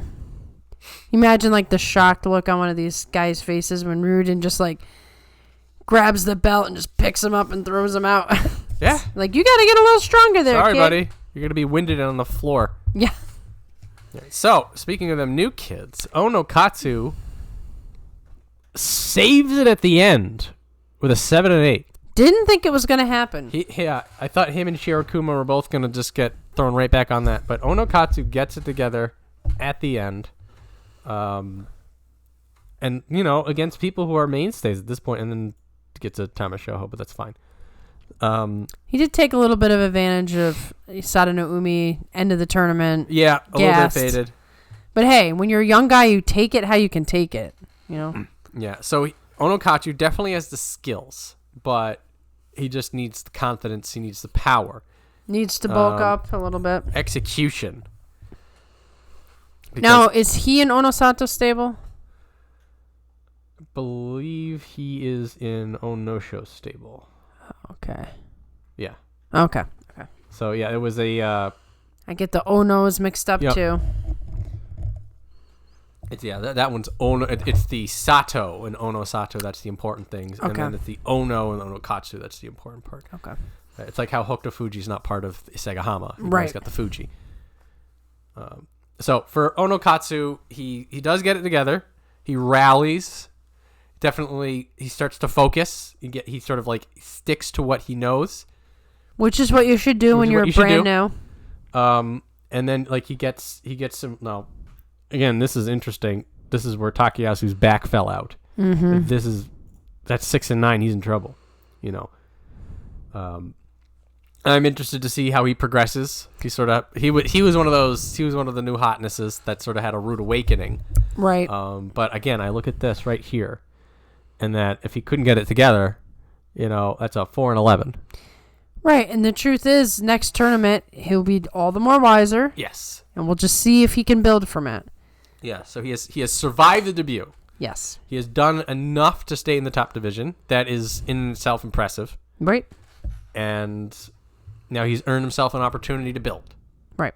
That's how most guys have to start their career. Not everybody is Onosato or Terunofuji or and now that we're hitting this point where there's this slew of just killer veterans down here, you have to claw your way through all this. Yep. So, Takayasu, 10 and 5, fighting with half of a back. He is something else, I'll tell you. 50% Takayasu is still better than 100% of a lot of people. It was fascinating because he had adapted his fighting. Yep. To keep the back because he was very forward, a lot of push sumo, just exerting power and pressure to force people to screw up. And the thing about Takayasu is on the days that he was like really winning, there was like glimpses of the Takayasu who has challenged for Yushos. And then all of a sudden, he sort of right in those last 3 days, it showed up again. Like, he's. Well, what happens here? So what happened on these 2 days is that the back was just really not having it. Yeah. Because he was walking rickety, like sort of like if he were to bend over, everything would snap. Mm-hmm. What happens over here is that he's fighting people who know how to deal with it. Right, and they know he has a back problem. They know he has a back problem. They know, like, okay, Daieisho, lateral movement. That's a hard match Resistance. for him. Hard match for Takayasu. Takayasu in his prime beats Daieisho. Yep. But this Takayasu can't move, can't get the belt, can't pivot in a way that you need to beat Daieisho. Right. Daieisho takes advantage. Kirishima runs him in circles. Right. He's Gets outmaneuvers him. he's fighting out of his mind. Fighting out of his mind. So what happens here is that the fights that Takayasu cannot win show up to him and put a sort Well, of... in particular, it's hard to win those at the end of the tournament. Sometimes a Takayasu who gets those guys in the beginning of a tournament, you know, when he's doing much better, can handle it. But at the end of a tournament, when he's had these back issues and all this other stuff, this is where he has the least amount of resistance to be, like, fighting the top guys. I mean, that'd be the case for everybody. It's like, oh, crap, you know, I got to fight the Ozekis in the last 3 days and I'm beat up. You know, this wasn't a good matchup for Takayasu, who was clearly fighting well enough to face these guys at the end, but starting to just kind of go downhill a little bit. I am curious for November. So, just the way it is. You know, the Takayasu that shows up in September is going to be the same one that's in November. It's going to be the same one that was in July. We never know what you never version. know when you're at the behest of your injuries in this way. Mm-hmm. You're just, what am I going to do? What my body can do, and we don't know until we're there. You don't know until you're there. So, you know, I'm thinking that this 10-5 was certainly benefited by his rank. Yeah. But it would have been interesting to see him fight. He does beat Hiradoumi, and he does... Well, Hiradoumi was super pissed when he lost against that. Yeah, he was. That was a match Hiradoumi did not want to lose. What was interesting about this was showing how diverse Takayasu sumo is, because Takayasu basically went slap sumo, stand and deliver with another guy who does slap sumo, and Hiradoumi blinked first. Right, and Takayasu, you know, has always had that in his bag. Like, yes. If he needs to brawl with you, he can do it, and he's tough. He's a bear. He's like a bear. It was the toughness. Yeah. It was the he pushed forward until Hiradoumi couldn't anymore, and then Hiradoumi pulled, and that's how he got the win. Right. And if Hiradoumi won that, he would have been 8-7. That's how this works in September. The knife's edge. Yeah, there were so many. Yep. But regardless, glad to see Takayasu doing well, fighting again. Going to be bumped up the Banzuke. Hope that he can continue it. I'm using to entertain thoughts of the U show. Yeah. For a little bit. I can't help myself. I say I'm not going to do it, but then I'm like, come on, this is time. Onosato did seem unstoppable. Yeah, and he probably would have beaten Takayasu. Yeah. But I still want to dream. You want the dream. You want it. I keep waiting. We all do. It's the one thing that everybody wants him to have. Yeah, I mean, come on, give him one U show. One U show. November? Huh? I thought we said we weren't going to do that. We're not. You know what? We can't follow our own rules anyway. We can do what we want. We'll do the Waka brother playoff. I'm telling you, I can't go for Hoshoryu this time because I've gone for him 2 tournaments in a row, and it's messing him up. So I have to back away gracefully so that he can win again. Okay. That's the new rule. We're talking about things that are in the preview show, but still. Hoshoryu, I'm taking a break from picking you, and I'm going to pick somebody else. We're off the rails. It's fine. Okay, so we go from 10-5 veteran to 10-5 veteran. This is like the old school days. Takayasu and Takanosho with 10-5s. Yeah. We're like going to the past a little bit here. So he's fighting. So we're talking about crazy wins. Nishikigi, hi. Someone got out veteraned. Well, those two have probably faced each other a ton of times. Yeah. Here's Roga. Nice belt work you got there. Too bad. Here's Onokatsu. This is how we do it in the top division. Welcome to the top division. Takafuji, the textbook, don't you forget who I am. Mm-hmm. Fought really well. I wanted that Shirakuma match, but that's unfortunate because Shirakuma got his ankle all messed up. Now, when did that ankle injury actually happen? It happened. He limped all the way from the Roga fight. Okay, so he was just not having a good time of it anyway, and then gets injured. And then it was the nail in the coffin. Gotcha. So Takafuji back to form, hits his 9th wind, 10th wind. Yeah, he just keeps getting the wins. He's just like, yeah, you know what? I'm not done. I thought I was done, but I decided to get up and not be done. I love him. Yeah, and so this is, you want to be in the top division, you beat Takanosho, and Takanosho said no. Right. Get if he out. says no, you got to go. You gotta go. You gotta go. Get out He's of here. the bouncer at the door. Just So- do what he says or you'll get hurt. Love seeing him. His strong defensive pressure sumo. I want him to stick around at least long enough for... Like, I would love it if he retired Yeah. with Terunofuji. I think. Possibly. I think so. Yeah. A lot of it was just the instincts. Game that 10 and 5. The ability to drive forward, to know when to drive forward. The nice thing is he can get himself out of the danger zone. Yes. And So then that... he dwindle down till May. Right, like he just got to put up enough to like throw himself up there and protect himself. Yeah. Yeah. He'll be making sure 10-ish. He'll be fine. Yep, he's got to hang in there for a few more tournaments. So All right. It's unfortunate. Shirokuma. some people were hating on him. It's like, hey, he's a newbie. Hating on him? Why? Yeah, like Why are they hating on him? it wasn't in our group. I was reading comments on other videos. What's going on? What are they saying? They're just like, oh, Shirokuma stinks. I'm like, he's a newbie. Bro, welcome to the top division. Yeah, somebody's got to learn the hard lessons. Some of these rookies are not going to come in and be Takerufuji or Onosato. Yeah. He is a guy who he tried his best. And best wasn't enough. I'm sorry. He learned the hard way. Yeah, multiple times he's against the ropes. He's got the grimace. He's like, no, I don't want it. He's fighting. He's got nothing. And he's Like, just out. sorry, kid. I'm so sorry for you. That's what happens. So when he fights Roga, he's able to keep Roga away. This is the one that he turns his ankle.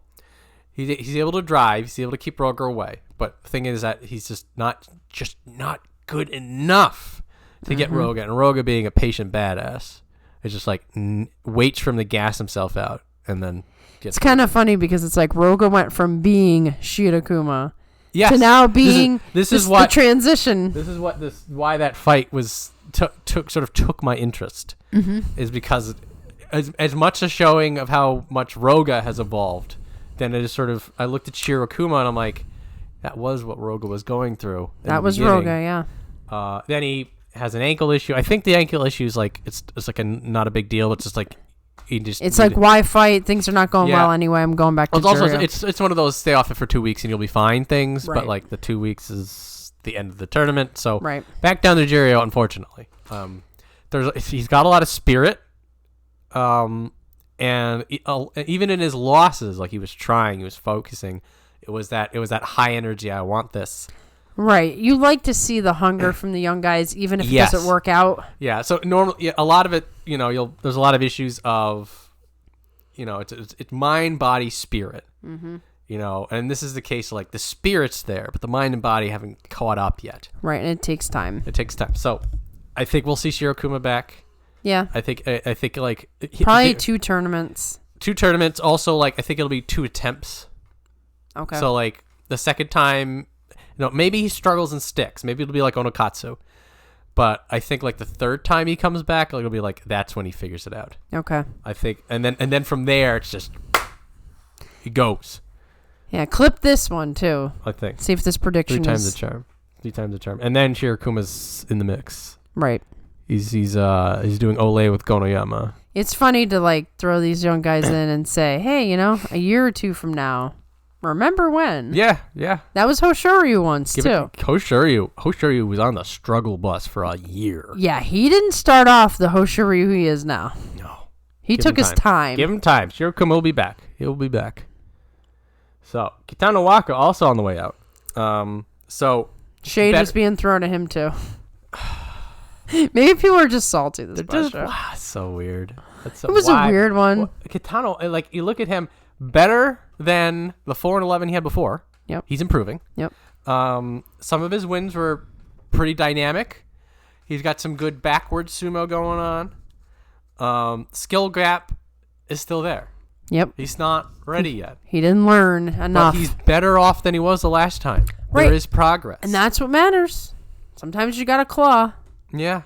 So he has some pretty like the reversal sumo that he does do when it does land, when he can get it, it's pretty slick. He had this right here. All these people that's coming at him, he's just like, nah. Yeah. So pieces. You're seeing pieces of the puzzle. He had 3 great days in the middle there.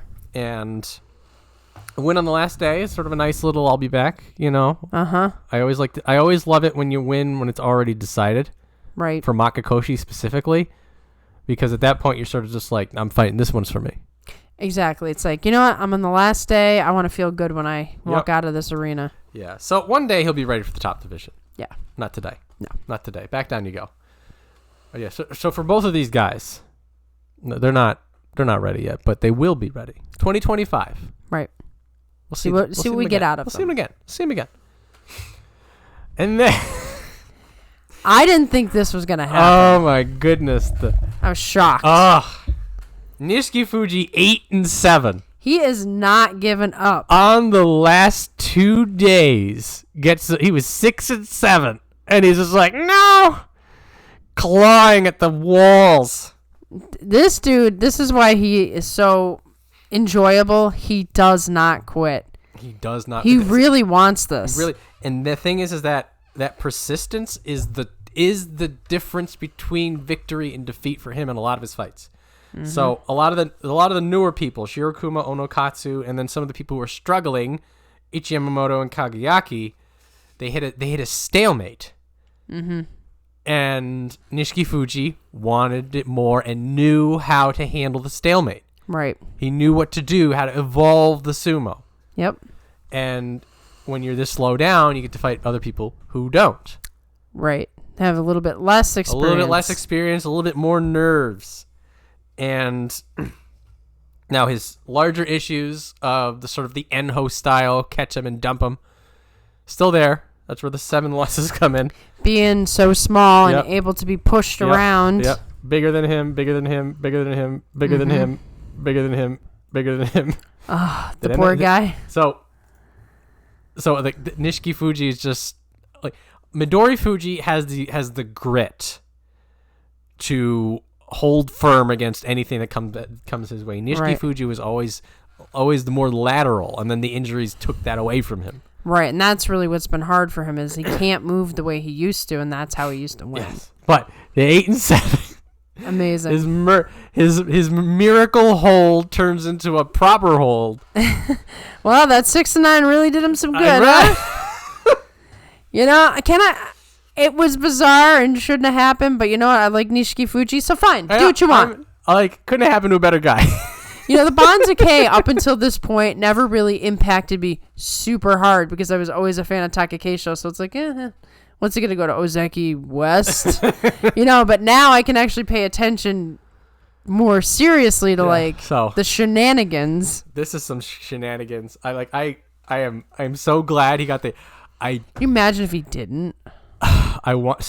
Looking at the way the Banzuke is, what if he got another 6-9 and they still held him? It could have happened. I thought he was going to get a 7 and 8, and then we had here's your 6 and 9, here's your 4 and 11s, here's your 3 and 12, here's your other 4 and 11. You're looking at the 7 and 8, and you're just like, good enough, good enough. Thank goodness he took that away as a possibility. I do because I felt bad for him because he didn't do it. He didn't do it. He had nothing to do with that. It was done to him. Exactly. People look at me. You don't deserve to be here. I'm just like, I'm on the Banzuke. What do you want from me? Yeah, I didn't touch it. Wasn't my deal. Well, it's all. Did Isegahama go and say, "Hey, by the way"? Doing that. That's the right. Weird That part. is the weird part when they get weird part. Someone else is running that show now. Yeah. But in any case, glad to see him get on the last day. Glad to see him earn it. Yes. We can forget all about the 6 and 9, maybe. No, it'll still be hilarious. I don't think anyone will ever Every time forget you it. guess the Banzuke, we're going to bring it up now. Yeah, it's going to be like, well, we don't know if this guy's actually going to... You're going to, demote a guy with an 8 and 7. Oh, that would be the day.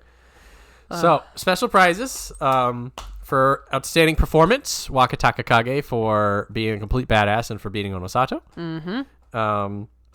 Onosato gets the Fighting Spirit and Technique prizes, which is the Kantosho and the Ginosho. And then Nishikigi also gets the Fighting Spirit prize for being a complete badass. So Onosato walks out with 2 special prizes, an Ozeki promotion and a Yusho. Yep.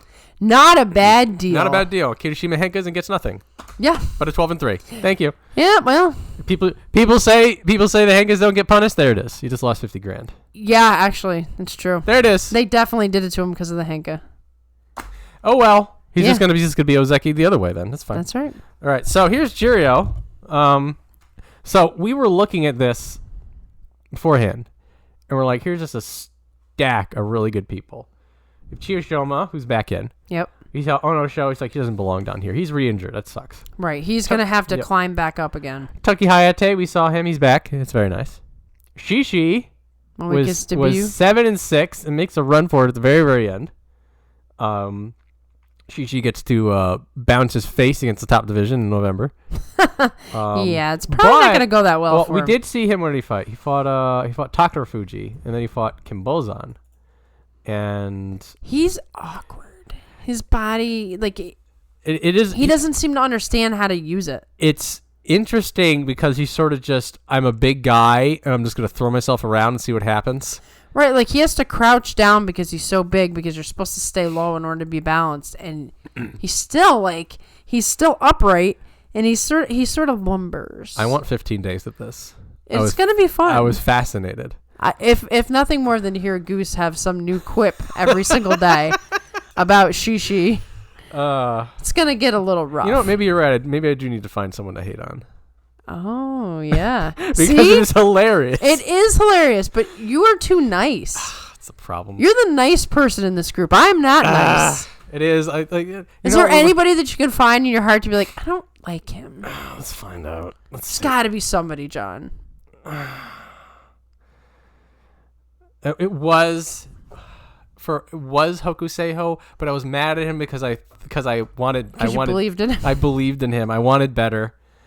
But then he just gave that weird lean sumo, and now he's gone, so you can't hate. And then on I him. found out he was kind of a monster. Now it's like, there's got to be somebody. in here. I felt bad for him. It's like he just caught in a cycle of, oh my god. Jeez, you're making.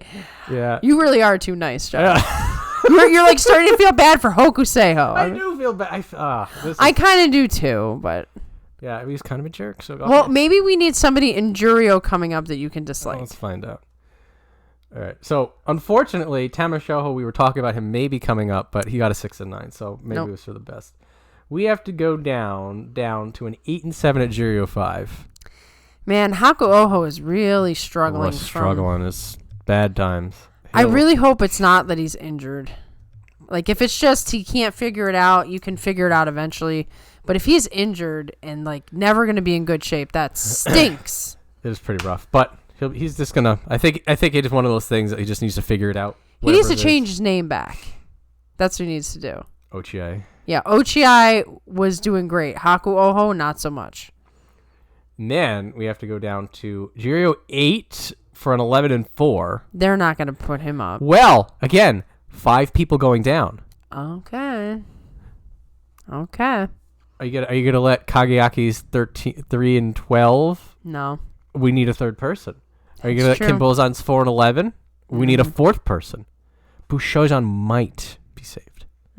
Or you just dump them all and then you get 5 people. And then that's 1, 2, 3, 4, 5. Wow. So this is super controversial because he's Jiryo 11. Right. With a 13-2 Yusho win. If it was a 14-1, I think Spoon mentioned there was historical precedent. 13-2 in a Yusho. Oh man, I don't even know what they're gonna do. But do you keep Bushozan at Megashira 12 with a 4-11, or do you put Terunofuji with a 13-2 at Jiryo 11? Oh man, we're gonna be in it. Yeah, I don't think we're gonna be able to predict this thing. We are gonna be in it. They're gonna do something weird. It's gonna be fun. Guaranteed. They're gonna do something so weird. I can barely handle it. Like I said, it never mattered to me that much before. And I guess now that I like Hoshoryu as the top guy, once again, at least it doesn't affect my top guy. Man. September, complete. Full of. Done. Close the books on it. Yeah, I think a lot of people want to forget it. I want to forget that Takakeisho is retired, but then I also want to remember Takakeisho, so I'm in a weird place about that. But you're gonna have your tribute streams. Tribute streams are coming as soon as I get some interviews. I'm waiting for Chris Sumo because he's the one who gets all the interviews and all the translations. I'm waiting for him to put out some videos where we have like wrestler tributes or something. I'll probably focus on that interview because there was a lot of interesting things in the interview that Takakeisho had to say. If I can pull it off, I'll do some matches. We can watch some classic Takakeisho matches with the sound off so that we're not dinged. And we'll just talk and have fun because that's apparently we've been deemed basically like also a place for the sumo community to gather. Sure, we do this preview and recap, but we all get to talk too. So we got to do a live stream to talk about Takakeisho because many of you are Takakeisho fans, and that's how you found us, and or you just don't dislike him. The people who dislike him usually don't stick around. So. I've noticed that. We had a couple of people, and they were like, nah, I'm out. Like, okay, cool. So we got to get together. We got to mourn together. We got to celebrate together. And then the tribute video, there's so many different ways I could do it. I could do it in like music video style, or I could do it in like narration style. Either way, you got to have clips of the good matches and stuff. So gonna take me a while on that one, guys. You might have to wait till January for that one. You can wait. You'll be fine. But the live coincide it with the ceremony. Yeah, I could do that. That will give you a lot of time to build it up. Yeah, I need to, I really rely on Chris Sumo for this particular part. Like, he tells you when the ceremonies are. He tells you Well, it'll be in months. Right. It's, like so I said. Maybe a year. It could be a while. Well, with COVID, everybody got pushed at least a year or two. I think the typical is like 4 or 5 months. It's however long it takes to plan one of these things. And when is the Kokugi-kan available? In the case of Takakeisho, I would assume there'd be quite a few, like, celebrity types, even if, like, in the sumo world, that would want to come. Some of these retirement ceremonies, either, like, Ichinojo's, where he's like, nah, I'm done with all of you, or somebody like Shohozan, who did it privately. It was a private event, yeah. There's not the same hoopla, but I think with Takakeisho and even his wife having all these connections, everybody's going to want to come. It might take extra time to plan. So, yeah. Yeah, I think that gives you all the time that you would need to prep that video. Yeah, so I guess you guys, I've decided you have to wait until... Or sooner. Possibly sooner, but at least give me till then. Because I got to get the video clips together and decide, am I doing music? Am I doing narration? And that's a lot of work. It's a lot of work to put those clips together. So, you got good stuff to look forward to. I'll keep you advised in the community tab. Mid-October, Gestabanzuke video. Mm-hmm. Or that's going to be a weird, wild mess. We'll have fun, though. That'll be a lot of fun. We are just going to joke our way through that thing. Whew. And then we'll just see how the end of this year shapes up. Yep. So, any closing thoughts, John? I think we've surpassed our duration record. This might be our longest video ever. One. Yeah. I think the Takakeisho talk's probably 20 minutes long. So that got us through it. All right, guys. Thank you very much for listening, and we'll see you real soon. See you guys later.